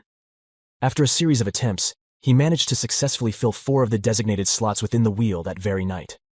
It had been a month since the academy trial concluded, and the anticipation in the Tianshu district was palpable as the magical spiritual light festival approached. Standing beside Wei, Luo observed the lively festivities that had been ongoing for 3 days. As the grand spectacle was about to commence, Luo inquired about Ling Qing's preparations. Wei, however, suggested asking Ling Qing directly, as she wouldn't disturb her during this crucial time. Approaching Ling Qing, Luo asked about her confidence in the upcoming competition, mentioning the common practice of participants having assistants. Ling Qing, confident and unyielding, asserted that while she did not mind losing and wouldn't lose to Qiyu, she then playfully suggested that Luo could assist if he wished, considering his status as the young lord who could do as he pleased. As Luo headed towards the venue, Wei chimed in with a playful remark about their master's romantic inclinations. Ling Qing, however, shifted the topic to the capabilities of Luo's second-grade tempering master, pondering if he would be of any assistance in the upcoming events. Luo surveyed the array of products showcased by various magical spiritual lighthouses in the square, each more impressive than the last. Amidst the bustling crowd, he spotted a familiar figure beneath the umbrella, Lu Qing. Her undeniable beauty captivated many, drawing countless gazes as she passed through. However, accompanying her was a figure that seemed out of place, akin to a buzzing fly that diverted attention. This individual, apparently a playboy, appeared to be showing interest in Qiyu while simultaneously irritating her. Observing the situation, Luo gauged Qiyu's apparent discomfort. Silently approaching her from behind, he whispered a playful comment about selling a fly swatter for 5,000 gold, indirectly signaling his disapproval of the playboy's behavior. Qiyu turned back with a mix of confusion and delight upon realizing that the playful banter came from Luo. In response to Luo's comment about the fly swatter being expensive, she teasingly accused him of trying to scam her. Luo, with a mischievous smirk, explained that the fly in question was exceptionally large, hinting at the playboy's inappropriate behavior. The playboy, revealed to be Mo Ling, expressed frustration at Luo's humiliating remarks. Luo, unfazed, emphasized their casual conversation and playfully asked if Mo Ling had any issues with it. Mo Ling, clearly angered, stressed his seniority and elder status, warning Luo about the surprises he might encounter at Shengxuanxing Academy. In response, Luo cheekily remarked that he would bring more bodyguards to Shengxuanxing Academy, further infuriating Mo Ling. Despite the heated exchange, Mo Ling eventually walked away, seething with anger, and issued a vague threat about regretting their interactions in the future. He also emphasized the dominance of the Ink House's magical spiritual light over Xiang House in the Tianshu district. In Mo Ling's accommodation, Qiu Yu noticed his irritated mood and inquired about the reason behind it. Mo Ling shared his encounter with Luo, expressing his annoyance with the latter. Qiao Yu, confident in their family's secrets and preparations, assured Mo Ling that they were well prepared to win this time. However, she could not help but wonder about the expression Luo would wear upon losing again. Meanwhile, Mo Ling, seemingly distracted by inappropriate thoughts, started moving closer to Qiao Yu. She promptly warned him to stop, teasingly mentioning that if her father caught wind of such behavior, he might receive a marriage proposal. Mo Ling, with a smirk, declared his readiness to engage, playfully suggesting that she might be the one hesitant to accept. Qiao Yu, maintaining her composure, instructed him to wait for the right moment. In the room alone, Qiao Yu reflected on her interactions with Mo Ling, perceiving him as someone who primarily thinks with his desires. Despite being aware of his inappropriate behavior, she acknowledged the temporary need for collaboration with the Ink House to counter Xiang House. Qiao Yu contemplated that once Mo Ling outlived his usefulness, she would find it easy to dispose of him. As she delved into her thoughts, a loud sound emanated from the venue, marking the commencement of the tempering competition. The sky erupted with fireworks, and Ling Qing stood tall, witnessing the event unfold. Lu Qing seized the opportunity to inquire about Luo's plans for recruiting individuals to Luolan City. She also remarked on the beauty of Wei and the president of Xiang House. In the sudden silence that followed, Luo pondered that while Wei and Ling Qing were indeed beautiful, he could not help but wonder if they might view him as a bit of a pervert, especially without Jiang Qing heir's arrangement bringing them together. Lu Qing invited Luo to accompany her to her second uncle's side. However, Luo gestured toward the location where the tempering competition was about to commence. Confused, Lu Qing asked if he was participating in the competition. Luo explained that he would be assisting Ling Qing, hoping to gain knowledge in the process as he aimed for the master stage. Lu Qing, with her characteristic charm, nodded in acknowledgement, wished him well, and expressed her support. On reaching the stage, Luo met Ling Qing. She commented on Luo meeting his classmate Lu Qing, and speculated about her interest in him. Taken aback, Luo dismissed her assumption, emphasizing that there was no romantic interest involved, and they were merely friends.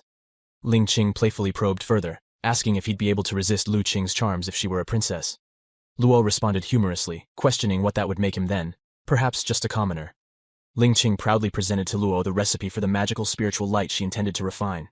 Luo was taken aback when he realized it was a recipe for a grade 4 magical spiritual light, a challenging task even for seasoned experts. Upon closer inspection, Luo was genuinely impressed by the intricacies and complexity of the formula. Just then, Kui Yu from the Zongzi house entered the stadium. When her eyes locked with Ling Qing's, an electric tension filled the air, palpable to everyone around. Sensing the animosity, Luo casually asked Ling Qing if she held some grudge against Qiao Yu. Ling Qing, still simmering with anger, recounted a past incident where she had introduced Qiao Yu to her teacher's refining team. Due to Qiao Yu's error, the team faced a significant setback, only to later discover she had been spying for a rival team all along. Luo, understanding the depth of betrayal and cunning involved, he deemed Qiao Yu as ruthless. Lu Qing's uncle, with a skeptical tone, remarked on Luo's presence. Lu Qing explained that Luo was a master seeking to broaden his experiences. Her uncle, maintaining a skeptical tone, questioned her about her growing closeness to Luo and reminded her of the arranged marriage for Luo. Lu Qing, with a hint of annoyance, inquired if that marriage was merely in name. Her uncle replied dismissively, saying, "Who knows?" Lu Qing assured her uncle that she did not have romantic feelings for Luo. She emphasized that their relationship was built on friendship, and Luo had helped and saved her in the past. However, she was curious about why her uncle was concerned about her association with Luo. He awkwardly smiled and mentioned that it was a matter of family traditions, and advised her not to mention Luo too much around her mother when she goes to Wangtown.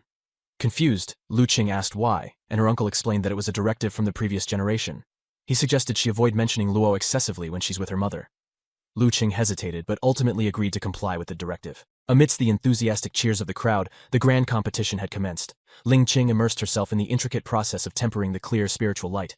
She began by taking a leaf of glacial algae, 3 roots of the coiling mountain spirit vine, and 3 doses of Qianxi water. As she channeled her abilities to gather an ounce of water from the sky, it transformed into juice, which she carefully poured into the jar alongside the other ingredients. As she began mixing, she noticed an unexpected ease in the process, as if some hidden element facilitated the procedure, saving her considerable effort. Determined to investigate this anomaly later, she continued with her task. The instructor soon announced the results.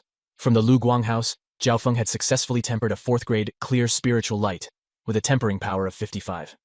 From the Bai Ya house, Lu Tong had produced a 4th grade white bud spiritual water with a slightly higher tempering power of 56. However, the spotlight moment arrived when Kui Yu from the Songzi house unveiled her achievement, a 5th grade exquisite magical water with a remarkable tempering power of 53. Luo and Ling Qing exchanged surprised glances. taken aback by the revelation of a fifth-grade accomplishment.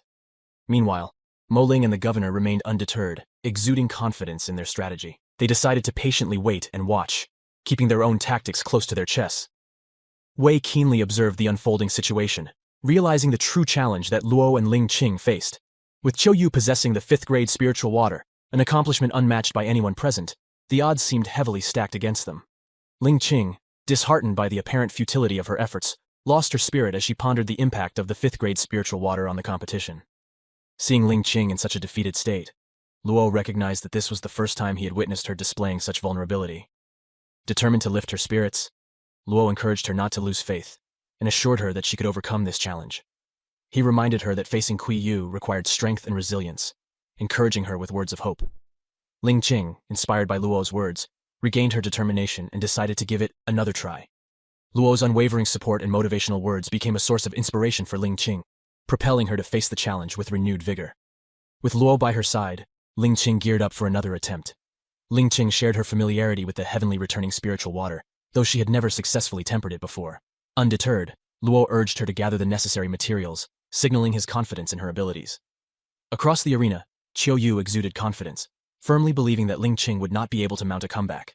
However, Luo's unwavering encouragement allowed Ling Qing to refocus on the task at hand, and Wei felt a glimmer of relief as she observed Ling Qing recovering from her earlier despondency. As the other manifestation temperas concluded their tasks, all eyes turned to Luo and Ling Qing.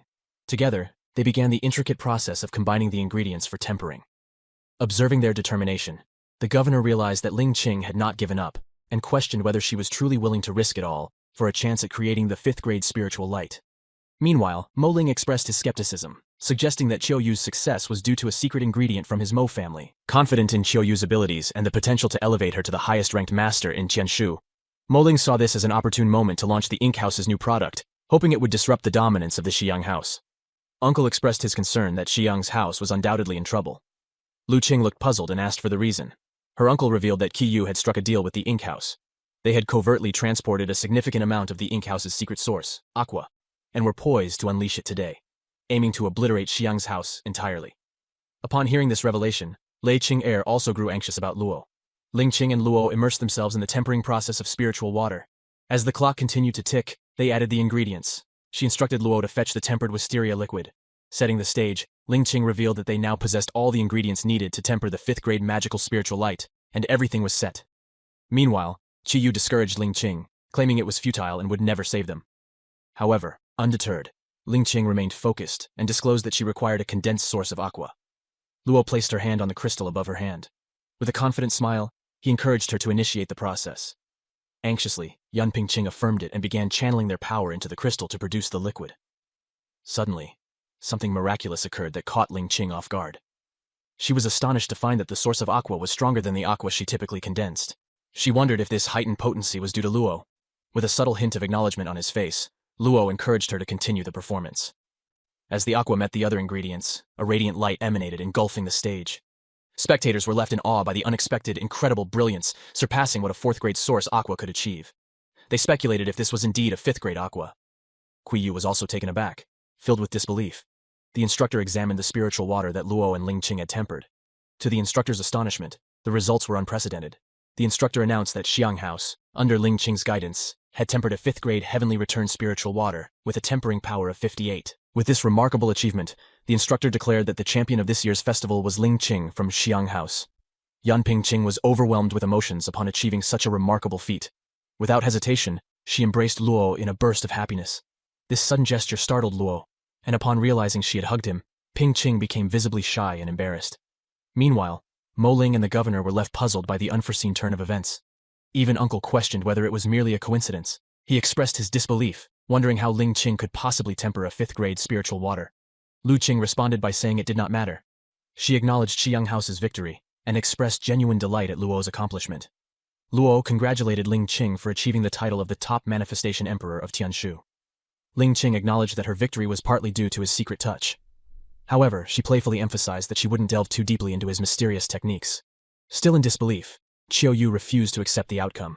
She approached the instructor, expressing her doubts. However, the instructor firmly reassured her that the results were genuine. Ling Qing then advised Qiu Yu to investigate if anyone had cheated. Frustrated, Qiu Yu weighed her options. Even though Mo Ling had previously mentioned that there was no way that Ling Qing could make 5th grade spiritual light, but still, Qiu Yu decided against causing a scene. Qiu Yu promptly announced to the public that starting from that day forward, the Song family and the Ink House would collaborate to produce magical spiritual light. She unveiled their products, the 1st grade Black Star Spiritual Water, boasting a tempering power of 62%, the 2nd grade Dark Moon Spiritual Water with 61% tempering power, and the 3rd grade Brilliant Darkness Spiritual Light at 60% tempering power. The crowd erupted in astonishment as they realized that the Song family's products surpassed those of Xiang House.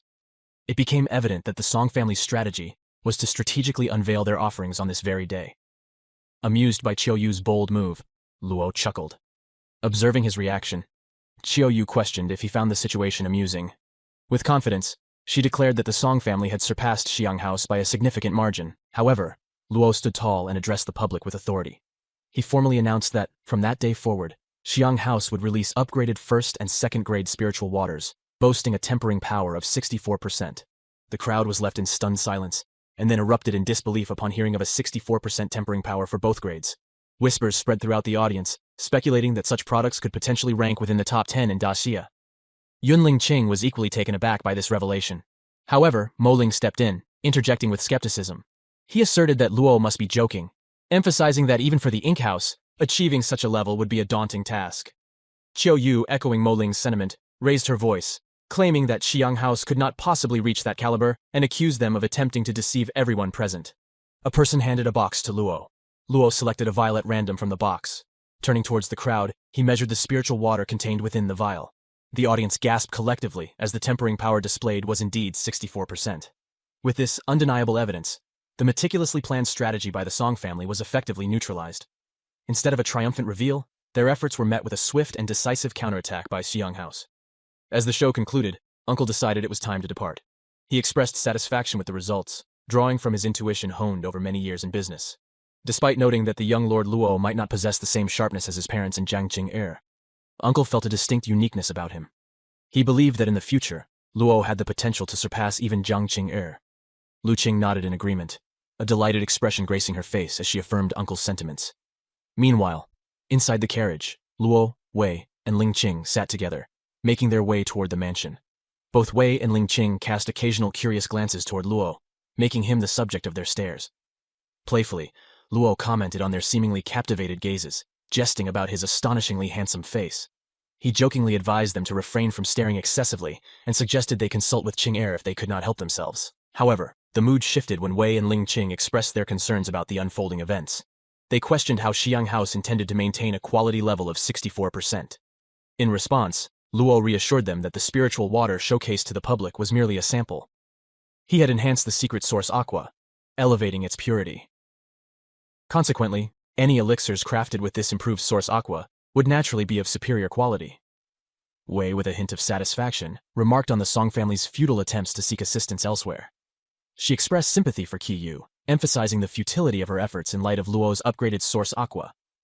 Ling Qing inquired about Luo's plans regarding attending the Shengxuanxing Academy and expressed concerns about how Xiang House would secure its secret source aqua in the future.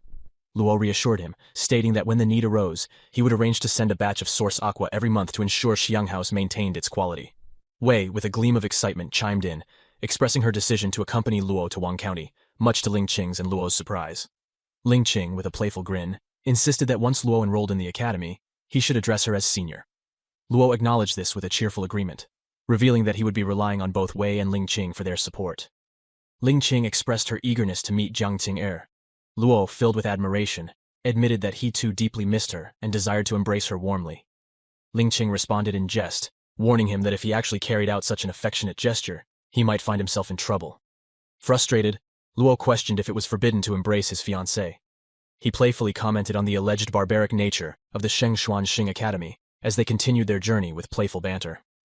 Following the festival, Xiang House experienced an upward trajectory, eventually dominating the magical spiritual light market of the Tiandu district. The income generated by Xiang House that year surpassed any previous records in its history. During the final months of his holiday, Luo's power surged to unprecedented levels. He broke through the 10th seal, marking a significant milestone in his journey.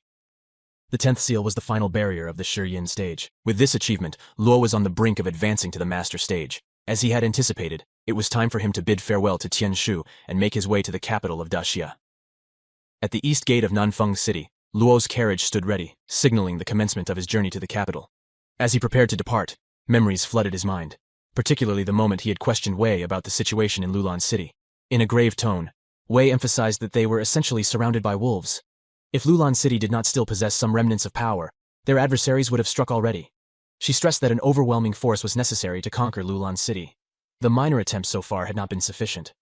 Curious about his thoughts, Wei sought to understand Luo's perspective. He surmised that it stemmed from his parents' lingering influence and power. The adversaries feared that if they pushed too aggressively, Luo's parents might return one day, complicating matters for them. Acknowledging Luo's insight, Wei concurred with his assessment. However, Luo added a cautionary note, pointing out that the residual influence of power and authority would inevitably wane over time. While their real powers might have diminished, the mere mention of their names still held sway, making other houses hesitant to overstep their bounds. He mused aloud about the treatment Lulan City received from the major powers of Dazia. Wei emphasized that in terms of strength, the Dazia royal court was undoubtedly the most potent force. Beneath them, major families held influence, and among those, the Du's house had the most contentious relationship with Lulan City. Due to this animosity, Wei expressed her concerns, fearing that upon Luo's arrival in Dazia, he might encounter unforeseen challenges and conflicts. Acknowledging the gravity of the situation, Luo let out a sigh. He found the unfolding events and the unpredictability stemming from their parents' influence perplexing, and referred to it as a mess. As they journeyed through, the grandeur of Dacia became increasingly evident to Luo.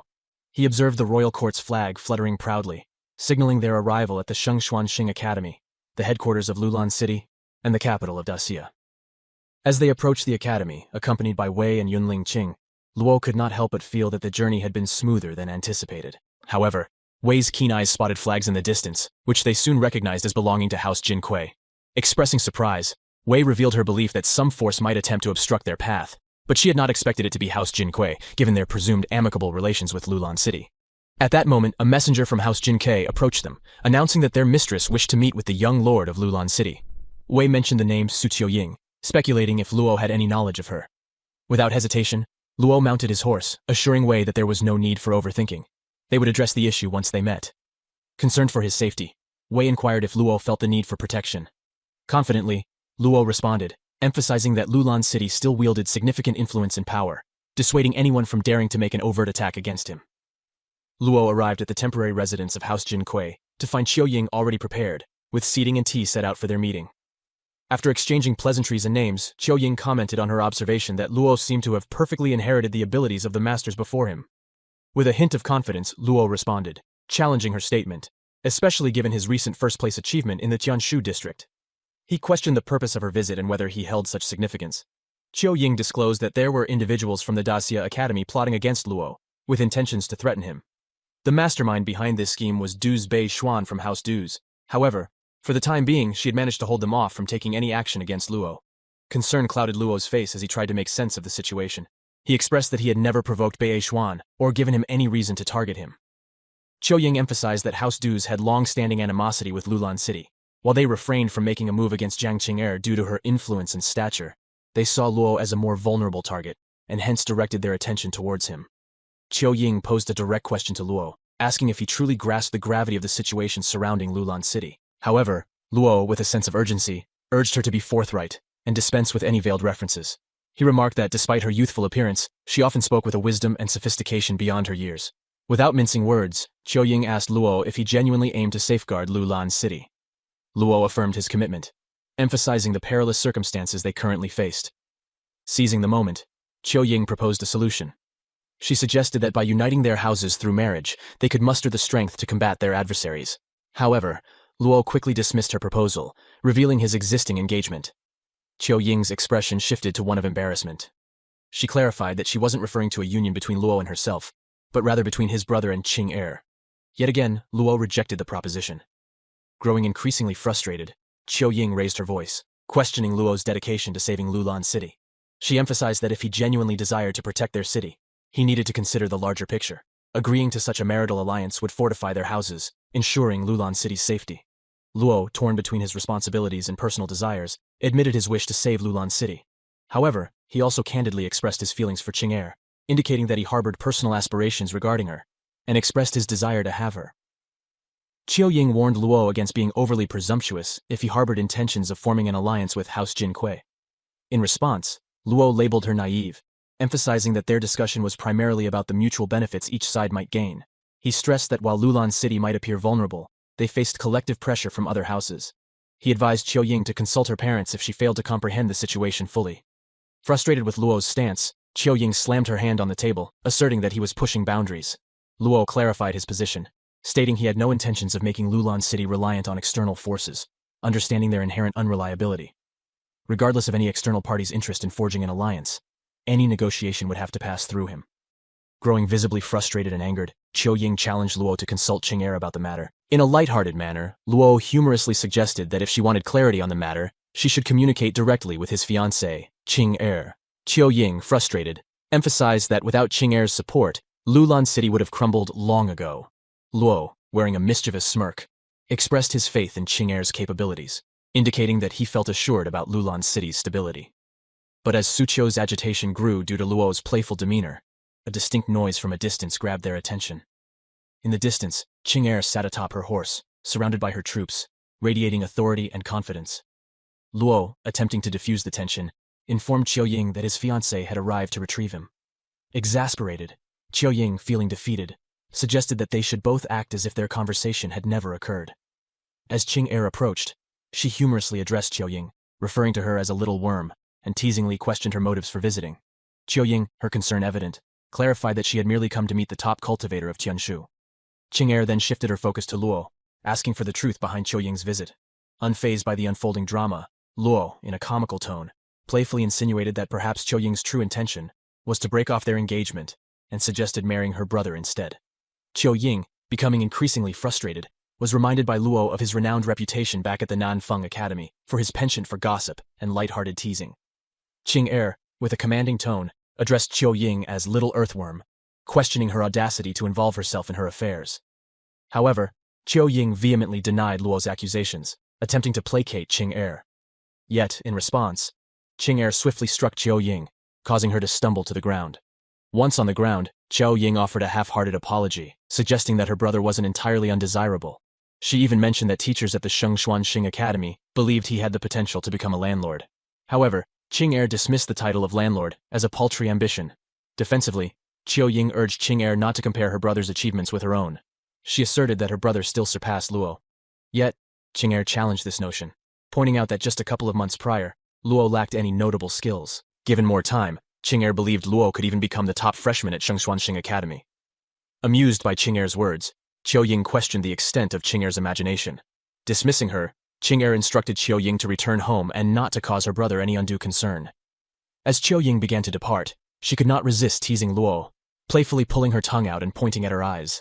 Luo and Qing continued their journey together on their horses, with the rhythm of their ride creating a backdrop to their conversation. Observing Qing's assertive behavior towards Qiu earlier, Luo playfully emphasized that Qiu would likely hold a grudge against him now. In response, Qing, with a glint of mischief in her eyes, hinted that she suspected Luo himself might have played a role in the unfolding drama with Qiu, though she lacked concrete evidence. Luo found himself blushing at Qing's innocent yet teasing expression, captivated by her charm and playfulness. As the two rode side by side, Luo revealed to Qing about being forced to take the top position in the initial exam.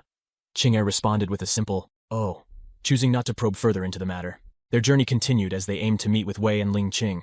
As the trio of young women chatted and prepared to head back to the capital, Luo opted to ride alongside their carriage on horseback. However, Qing had different plans. She insisted that Luo join them inside the carriage, expressing her curiosity about the details of the exam. Once inside the confines of the carriage, Luo, in a composed manner, began to narrate his experiences from the competition. He shared his initial modest aspirations, stating that his primary goal was merely to secure a spot within the top 10. However, due to the actions and interventions of Kong and Yunfeng, his trajectory had been altered.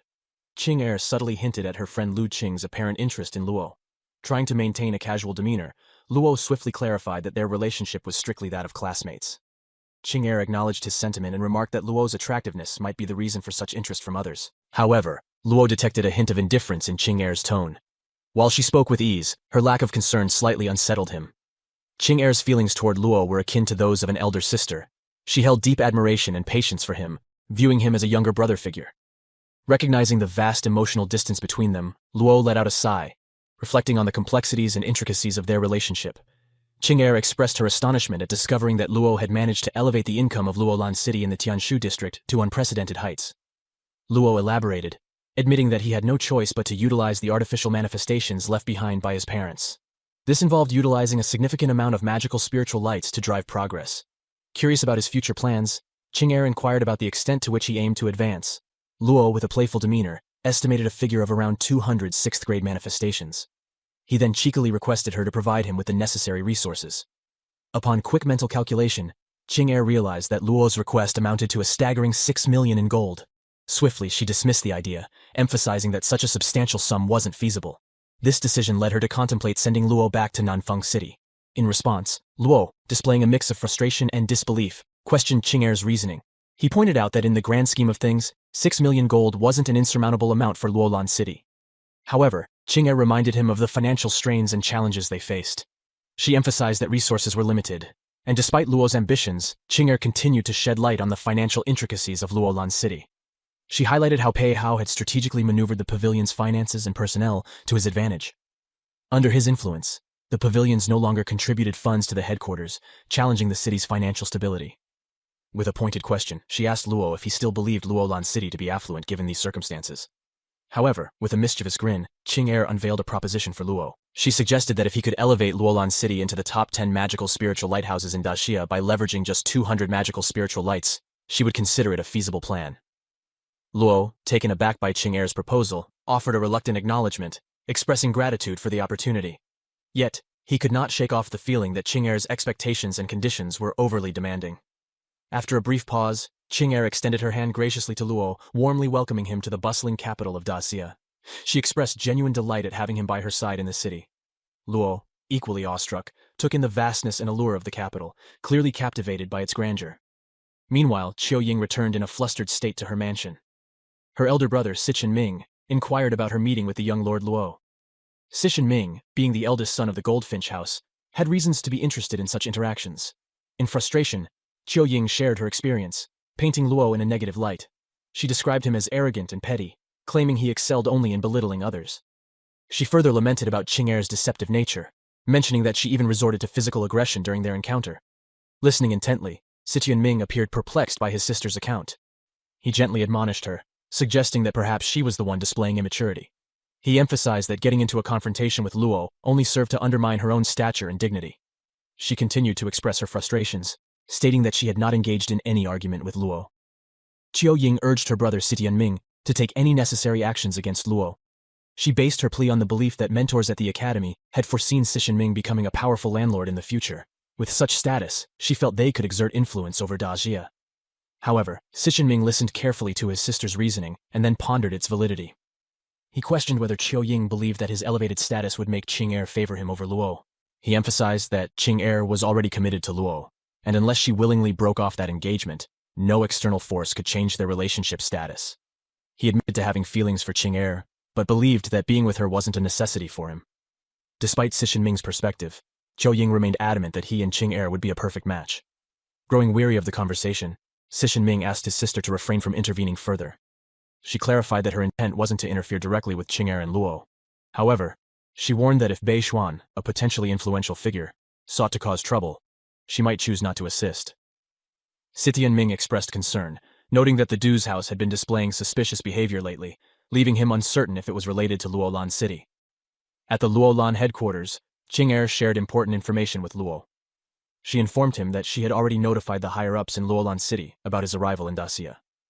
Qing Er stressed the importance for Luo to familiarize himself with the intricacies of the city's operations.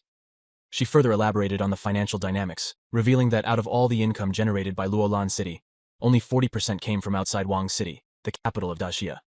This meant a whopping 60% of the city's earnings were directly linked to activities within Wang City itself. Luo, absorbing this information, was visibly taken aback by the magnitude and significance of the capital's role as he gazed contemplatively out of the window.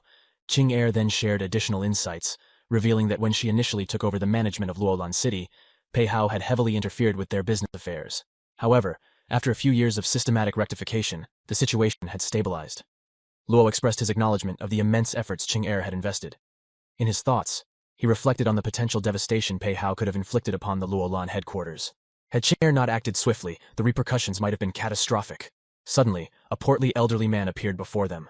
With an unmistakable familiarity, he approached Luo and passionately grabbed him, expressing how much he had missed him. Qing Er told Niu Biao Biao, warning that his strangling might harm Luo. The elderly man explained that he used to cook all the meals for Luo when he was younger. Niu Biao Biao was the oldest member of Luolan City, primarily tasked with preparing food for everyone. Luo immediately recalled Uncle Biao, realizing that the seemingly scary man lacked the courage to kill a chicken by himself. Niu Biao Biao was surprised and touched that Luo could recall such specific memories from their shared past. Luo, with a warm expression, expressed his hope that Uncle Biao wouldn't mind looking after him once again. In response, Uncle Biao, wearing a delighted expression, assured Luo that he was more than eager to take care of him, ensuring he was well fed and strong. Emphasizing the need for hearty meals to help Luo grow, Uncle Biao conveyed his joy at the prospect of resuming his role in providing nourishment. Luo observed that Uncle Biao seemed to have changed a bit. Qing Er revealed that initially she had intended to assign Uncle Biao a more significant role, but he insisted on staying in the kitchen to cook. Luo emphasized that as long as Uncle Biao was content, everything should be fine. Qing Er mentioned that they had a long day ahead, as they were expecting some important visitors. Luo, curious, asked why she found it tiring. After all, she had been managing the headquarters for several years, so this shouldn't be a big deal. Qing Er sensed a hint of bitterness in his words, suggesting that maybe he had been spending time with many girls lately. Teasingly, Luo asked if she was feeling jealous. Qing Er responded with a playful smile, confessing that she had never experienced the feeling of jealousy before, and encouraging him to continue his antics. Perhaps, she hinted, he might eventually make her feel that emotion. Luo, feeling a bit frustrated, mused that she shouldn't push things too far, emphasizing that no one could predict the future, and it might be best to let certain topics rest for now. Luo was truly amazed by the spread laid out before him. The dishes prepared with such exquisite and rare ingredients like the 9 Z-bear gallbladder soup and the spirit fruit steamed rice were not only delicious but also packed with potent nourishment. Luo, delighted and enchanted by the exquisite dishes, found the food amazing and could not help but drool. They expressed their gratitude to Uncle Biao for the exceptional food. Uncle Biao emphasized that Luo needed to eat to grow big and strong, encouraging him to make sure to eat as much as he could. They munched together and finished everything in a short time. Luo was quite satisfied after eating the food and praised Uncle Biao for the delicious meal. Acknowledging the praise, Uncle Biao revealed that he would be preparing meals for Luo every day from now on to nourish him. Luo was perplexed by Uncle Biao's notion that he was weak and needed nourishment. He had not even mentioned that maintaining an artificial manifestation cost a lot of life essence. Nor had he told Qing Er that he lacked life essence. Luo speculated that Uncle Biao must know something more about his situation than he let on. Luo inquired Qing Er about Uncle Biao's strength and abilities. She revealed that she had occasionally seen him use his manifestation power before, and it was to be around the master stage. She emphasized that he did not have to worry about Uncle Biao's loyalty, as he was trustworthy. Qing Er decided to meet with the people in charge to inform them about Luo's arrival. While in the conference room, Qing Er asked the seated members if they had met young Lord Luo before. After a brief pause, everyone confirmed that they had. Qing Er proceeded to introduce those present. The first individual introduced was Lei Jiang, one of the priests of the 9 pavilions. He was responsible for the security of the Luolan city headquarters. Next was a bespectacled individual named Huan Hin, the owner of the Manifestation Tool Workshop. Lastly, there was an Hong Yan, the owner of the Alchemy Workshop. Luo noticed the absence of anyone from the Xian House's side. He inquired about the absence of President Han Ji of the Xian House. Priest Lei Zhang explained that Han Ji had already been invited via a message, and if he had received the news, he would have promptly arrived. Qing Er found this absence concerning. Luo asked if Han Ji was one of Pei Hao's men. Qing Er clarified that Han Ji wasn't aligned with Pei Hao, and had been hesitant to pick sides. She described him as a savvy individual, indicating that there was no apparent reason for his absence. Luo speculated that perhaps Han Ji had found another party offering more enticing terms than what both Qing Er and Pei Hao had proposed. Suddenly, someone burst into the room and immediately reported a grave problem. The sudden intrusion and the shocking revelation about Han Ji joining the Du's house took everyone by surprise. Not only did he defect, but he also took many of the manifestation temperors from the Xian House headquarters. To make matters worse, he set fire to the Formula Research Institute. The gravity of the situation weighed heavily on everyone present in the room. Luo deduced that Han Ji's timing was intentional, likely aimed at undermining Luo's reputation at the time of his arrival. Qing Er concurred, suggesting that the Du's house must have offered Han Ji significant incentives for such a treacherous act.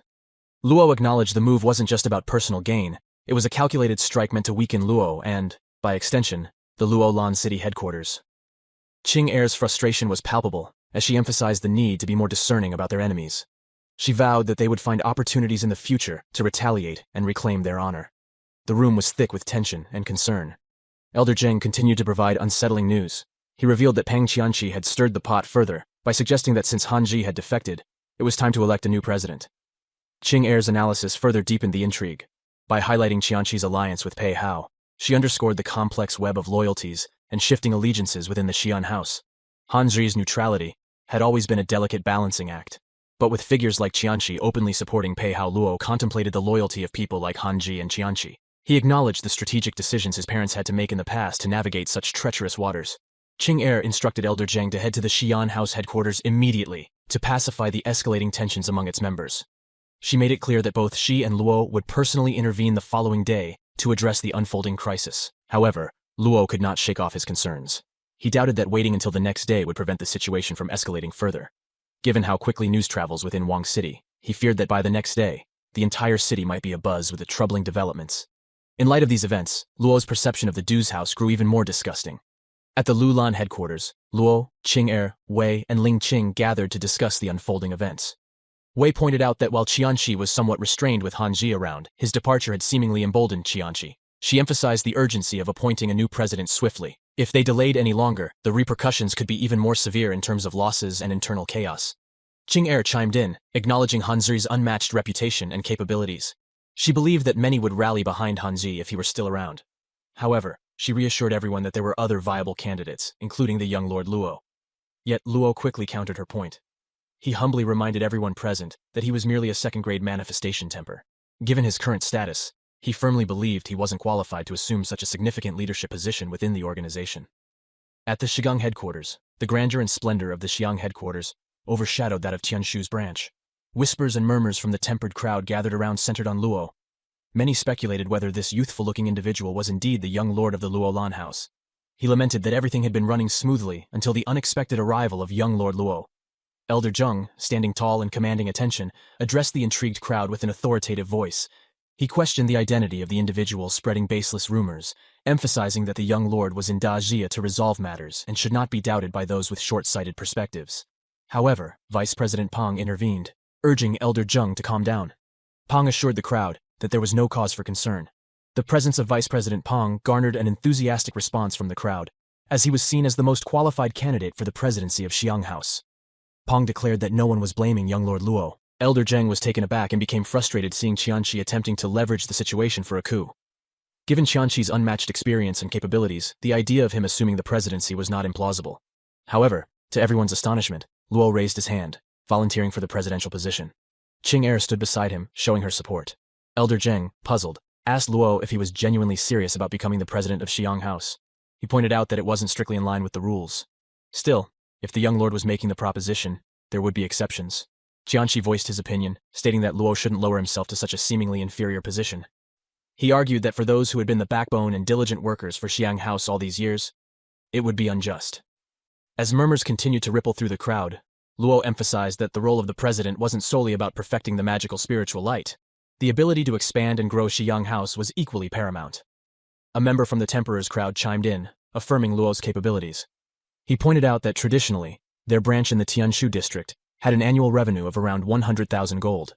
However, under the guidance and leadership of young Lord Luo, this year's revenue had soared to an impressive 300,000 gold. Even the overall revenue, which previously hovered around 1,000,000 gold, showcased significant improvement. Qianqi persistently asserted his significant contributions to Xiang House, emphasizing that Han Zi's betrayal had proven the older decision-makers wrong. He questioned why it was so difficult for Luo to correct this mistake.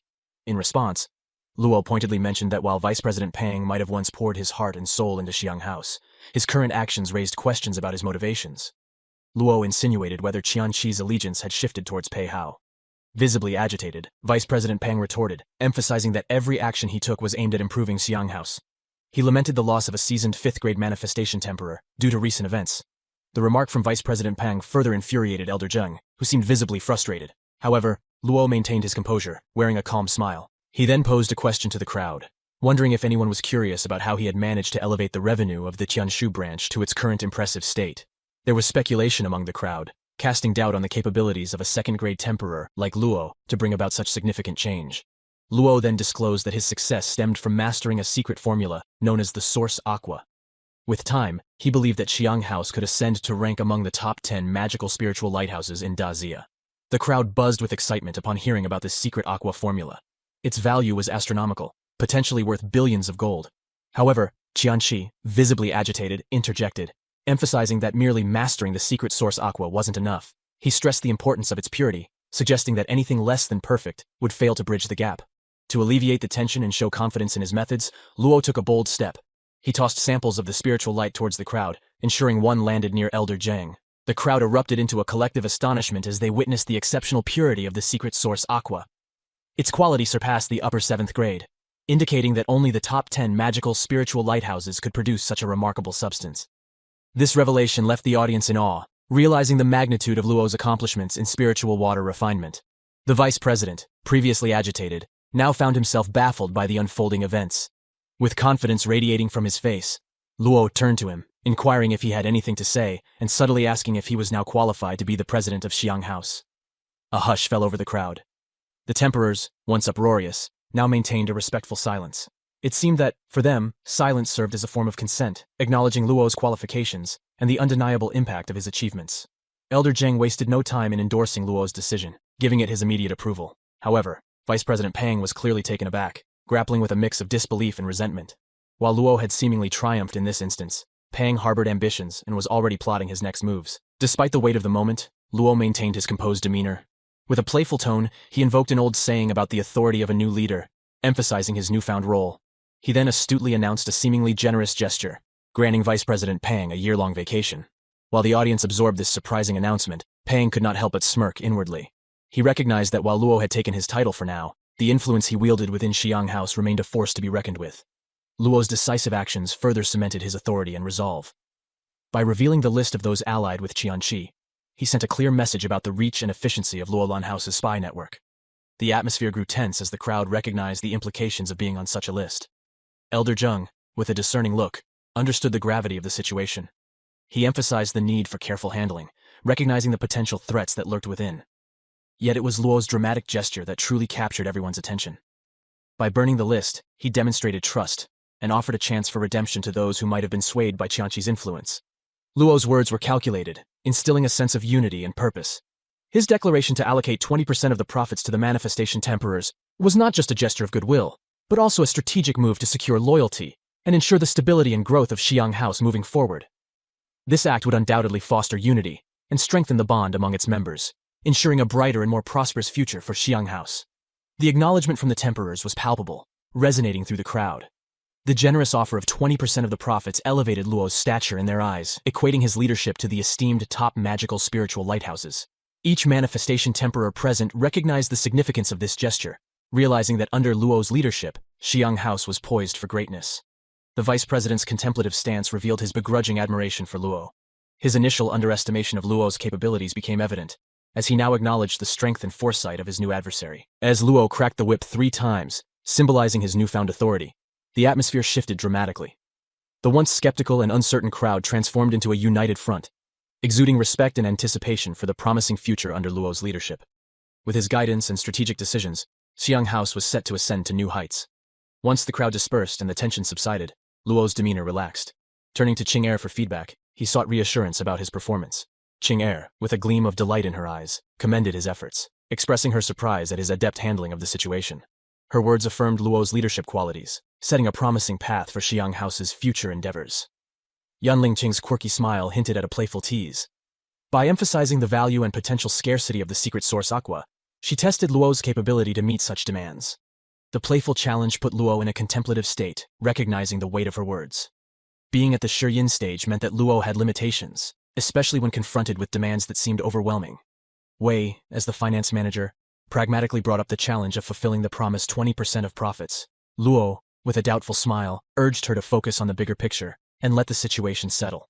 He emphasized that the growth of Xiang House would lead to increased prosperity, making it easier to fulfill such commitments in the future. Wei was delighted by Luo's insight, appreciating the valuable lesson he imparted. Qing Er, ever the supportive friend, reassured Luo and playfully teased him. She encouraged him to believe in his abilities, expressing confidence that Xiang House would undoubtedly rise to become one of the top 10 magical spiritual lighthouses in Daxia.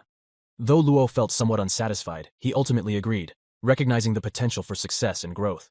In a moment of candor with Qing Er, Luo admitted that he wouldn't have fully understood the challenges she faced in the past few years had he not intervened. Smiling cutely, Qing Er expressed her love and requested that he take care of Xiang House.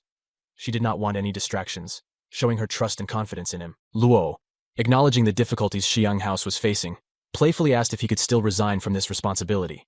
The challenges confronting Xiang House were threefold: the loss of manifestation temporars, the low level of their existing manifestation temporars, and the absence of high-grade formulas. These issues posed significant obstacles, making it apparent that overcoming them was crucial for Xiang House to ascend to the ranks of the top 10 heavenly spiritual lighthouses. Later, Luo accompanied Elder Jiang to gain insights into Xiang House's current situation, a process that consumed the remainder of the day. Luo emphasized to Elder Jiang the urgency of recruiting higher-quality manifestation temporars promptly. Elder Jiang affirmed his understanding and then turned his attention to the matter of the secret source aqua, inquiring when it would become available. This query left Luo somewhat overwhelmed, especially since he was only at the Shi Yin stage. Handling such demanding temporars and their requests was indeed a daunting task. Nevertheless, Luo assured Elder Jiang that preparations would be made, and a batch of the secret source aqua would be provided as soon as possible. The following day, Luo and Jiang Qing rendezvoused and proceeded to the headquarters of the Golden Dragon Treasury. The sheer size and grandeur of the building left an impression, signaling its prominence in dealing with rare materials. Although the Golden Dragon Treasury offered a plethora of quality products, they weren't entirely suitable for Luo's specific needs. His primary objective was to source rare materials crucial for his next manifestation, a quest that led him to this esteemed establishment, known for its collection of expensive and unique materials. At the Golden Dragon Treasury headquarters, a lady instructor approached Luo to assist him. Her interest was piqued not just by his request, but also by his striking appearance. She did not want to miss the opportunity to serve such a handsome young man, especially when she imagined other instructors vying for his attention. Luo, on the other hand, was straightforward about his needs, specifying that he required materials infused with wood and earth energies. When asked about the grade he desired, he suggested starting with 1,000-grade rare material. The instructor, thinking of the substantial profit she could make from this wealthy young customer, eagerly guided Luo through the treasury's expansive collection. As she attempted to use her charm to impress him, Luo remained unfazed, silently comparing her to Wei, who he believed had a more genuine approach. Meanwhile, from an elevated platform, Qing observed Luo's interaction with the instructor. Just as Lu Qing was about to proceed further, a man named Ning Zhao called out to Qing. He mentioned that Aunt Yu had entrusted him with Qing well-being and wanted him to introduce her to Daxia City. Ning further revealed that he had brought some friends along for the day's outing. Despite his attempts at pleasantries and reminiscing about how Qing had grown more beautiful over the years, Ning, the son of the vice president of the Golden Dragon Treasury headquarters, held a certain status within the city.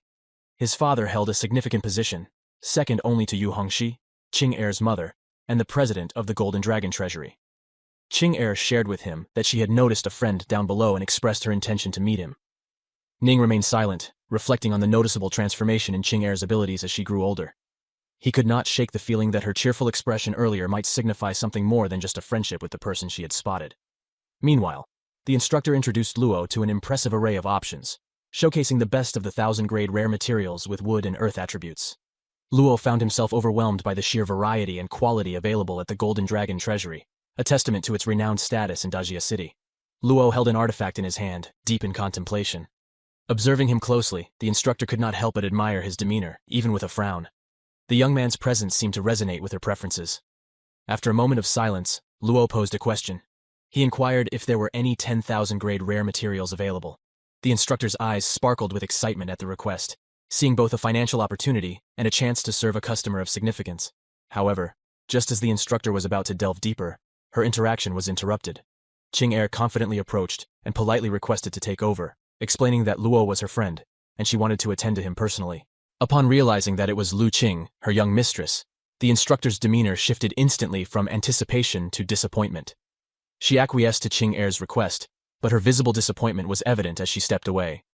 Lu Qing remarked to Luo that he had captivated all the waitresses from the moment he set foot in the Golden Dragon Treasury. She teased him, suggesting that if he visited more frequently, the entire operation might come to a standstill. Luo, with a hint of apology, explained that there was nothing he could do about his appearance, as it was a gift from his parents. Lu Qing mentioned that she had arrived in Wang City a bit earlier than Luo. She expressed her concern about the incident at Xiang House involving Han Zhi, the former president, and asked if he was all right.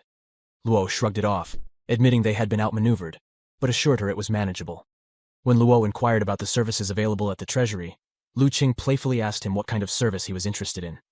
Playing along, Luo cheekily ordered her to fetch him the 10,000-grade rare materials he sought. Though initially feigning annoyance at his tone, Lu Qing eventually smiled in delight. Observing the interaction between Luo and Lu Qing, Ning tried to recall where he had seen the silver-haired man before. Just then, Bei Xuan, the young lord of the Du's house, approached him and identified Luo as the young lord of the Lulan house. Bei Xuan emphasized that they had been monitoring Lulan house's every move for a long time. Ning, looking surprised, responded that he had heard about Du's house's involvement in the recent leadership changes at Xiang House. He pointed out that Luo's ascension to the presidency, given his status as a second-grade manifestation temporer, seemed like a topic of ridicule. Bei Xuan responded with a dismissive tone, indicating that Luo was merely a figure of ridicule. He further explained that Luo wouldn't simply hand the presidency over to Pei Hao's associates. Bei Xuan then questioned Ning about why he had not looked deeper into Luo's intentions for being there. Ning emphasized that it was against the Golden Dragon treasury rules to ruffle Ning's feathers. Bei Xuan brought up the past, noting that Lu Qing and Luo shared a close bond during their time at Nanfeng Academy. He went on to mention a critical event where Luo had rescued Qing Air during the Academy's Tianshu finals. As Bei Xuan shared this information, a tense silence enveloped Ning, who stood there pondering the implications. Lu Qing noted that Luo's manifestation level had improved significantly and asked if he had reached the master stage. Luo confirmed that he had recently broken through, and with the upcoming Shenshuanxing Academy event, the competition was expected to be fierce. While they were walking, Luo sensed someone's presence. The person approached him and urgently asked for help to hide, explaining that there were knights looking for him. Luo initially tried to dismiss the kid, but when offered 3,000 gold, he decided to negotiate for 5,000 gold coins, successfully striking a deal. Using his water manifestation ability, Luo concealed the boy from the knight's search. The boy was amazed by Luo's ability, and as the knights failed to find him, they eventually gave up the search. Lu Qing recognized the boy as a lord from another house and reassured Luo that everything should be fine, as long as he stayed within the Golden Treasury. While inside the grand auction hall of the Golden Dragon Treasury, an awkward silence settled between Luo and Lu Qing due to the presence of the mysterious boy trailing them. Luo, irritated by the boy's following, questioned his intentions and made it clear that he wouldn't be getting his money back. Just then, the boy coughed up blood, indicating his weakened state. Recognizing the severity of the situation, Luo offered the boy spiritual water to help restore his health. Suspicious and wary, the boy questioned why he should trust a stranger's drink. Luo felt a pang of frustration, unable to comprehend why a mere child would doubt his intentions. On the opposite end of the auction hall, Ning and Bei Xuan settled into their seats. Bei Xuan's curiosity piqued as he wondered aloud about Luo's interest in acquiring rare materials of wood and earth elements. Ning admitted he was clueless about Luo's intentions. With a mischievous glint in his eyes, Bei Xuan speculated that since Si Qiuying had been an obstacle for him previously, today he wished to have some fun with Luo. Meanwhile, the auction proceeded. The next item up for bidding was a wind spirit stone, an exotic piece with a base price set at 16,000. The auctioneer called for bids, scanning the room for offers. Soon after, the spotlight shifted to a fourth item, a 1,000-year-old Aoki heart. Bidding started at 15,000 for the Dragon Earth Essence. Luo confidently raised the bid to 20,000, assuming his high bid would deter others. However, to his astonishment, an opposing bid of 25,000 quickly followed. Confused and somewhat intrigued, Luo tried to discern the bidder's intentions. Lu Qing leaned in to inform him that the bidder was Bei Xuan, the young lord of Du's house. Lu Qing could not help but think that Bei Xuan was intentionally trying to inflate the price, specifically targeting him. With a smirk, Luo commented on his own superior looks compared to Bei Xuan, feeling that he had already won a significant battle in that regard. The auction was in full swing, with bids soaring to an astonishing 30,000. Whispers filled the hall as attendees speculated on whether Bei Xuan's intention was merely to drive up the price. Many had also taken notice of Luo, the young lord of Lulan City, attending the auction for the first time. Rumors swirled that Du's house had made a strategic move against Xiang House, making it inevitable for tensions to rise when they crossed paths.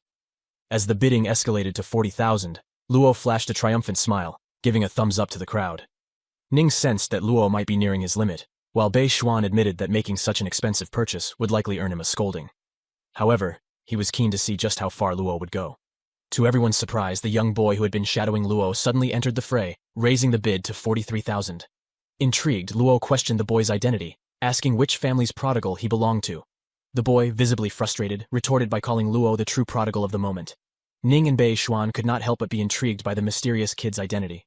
Bei Xuan speculated that Luo might have a hidden plan and decided to raise the bid to 45,000.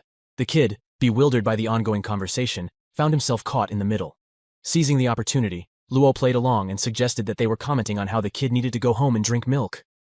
Enraged by these remarks, the kid definitely raised the bid to 50,000, ultimately winning the auction for the fourth material. Following this, the subsequent auctions lost their luster, and the event concluded on a somewhat sour note. Outside the auction hall, Bei Xuan approached Luo. Luo greeted him, casually reminding him that his father had defeated Bei Xuan's father 18 times. Bei Xuan, with a smirk, dismissed this accomplishment, claiming that 18 times was nothing compared to what he had in store for Luo at Shenshuan Academy. He commended Luo for his clever move of using a child to salvage his reputation. In the aftermath of the auction, Bei Xuan emphasized that Luo still had to settle the payment for the bid. The auctioneer requested the kid to pay his dues, but the kid admitted to having only 20,000 on hand at the moment. The auctioneer sternly warned against any attempts to deceive. Bei Xuan chided Luo for his unprofessional conduct and urged him to expedite the payment on the kid's behalf. Lu Qing pointed out that, according to the auction rules, children under 10 weren't allowed to bid, highlighting a mistake on the part of the auction house. The auctioneer, feeling the pressure, Bei Xuan questioned whether there was favoritism at play, while Lu Qing emphasized that the rule violation was already initiated by the auction house itself. In that tense moment, an elderly man with a visibly angered expression approached. Observing that the matters from today's events remained unresolved, he declared that he wouldn't leave until everything was settled. Grasping the child's hand firmly, he interrogated him. The palpable anger emanating from the elderly man was so intense that even Bei Xuan felt its weight. Recognizing the aura and pressure, Bei Xuan realized the elderly man must be at least at the Tiangang general stage. The man's power was evident.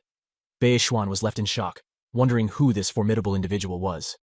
Without hesitation, the elderly man stated that since his lord had made the deal, he would take care of the payment. Luo, deep in thought, tried to recall where he had seen that man before. He wondered if this was the same individual from whom he had exchanged money to learn the water shadow technique. Lost in his reflections, the manager of the auction hall approached, apologizing for the interruption. The manager conveyed President Yu's decision, announcing that the items would be provided free of charge. However, the child, unimpressed by the offerings, remembered his sister's advice against accepting free items. Instead, he decided to gift them to Luo. The child walked away, accompanied by the mysterious elderly man, leaving Luo contemplating the day's unexpected turns. Luo turned to Qing Er, expressing his reservations about accepting gifts without payment. Qing Er assured him, citing her mother's words that there was no need for payment. Despite this, Luo insisted on settling the original price. As they departed, Bei Xuan watched them from behind, murmuring to himself. He felt that Luo's luck wouldn't last forever, especially once they were both at Shenshuan Academy. Bei Xuan hinted at Luo's attempts to provoke him, implying that those who crossed paths with the Du's family often faced challenges entering the academy. President Hong Shi of the Daxia Golden Dragon Treasury felt exasperated by the recent events, especially since they had made a spectacle in front of the first prince of Daxia, Gong Luanyu. The prince dismissed the antics as mere nonsense and expressed his frustration with his mischievous brother's behavior. However, President Hong Shi understood that the young prince's antics were somewhat expected given his age. As the princes departed, President Hong Shi could not help but contemplate Luo's presence, musing over the uncanny resemblance the boy bore to that scoundrel, Lil Taishuan. At the back entrance of the Golden Dragon Treasury, while inside their carriage, the princess scolded her brother, the Emperor of Daxia. Despite his elevated status, he remained as playful as ever. The Emperor offered his apologies to his sister and recounted the events that had transpired earlier. The younger Emperor explained how Luo had intentionally baited him into bidding against Bei Xuan. The princess recognized the vengeful nature of Bei Xuan, much like his father, but she found Luo's actions intriguing. The Emperor continued, revealing that Luo had managed to swindle him out of 5,000 gold. However, as the conversation progressed, the young Emperor's chronic illness began to flare up, causing him intense pain. Realizing the severity of the situation, the princess reached for their medicine box, only to find it empty.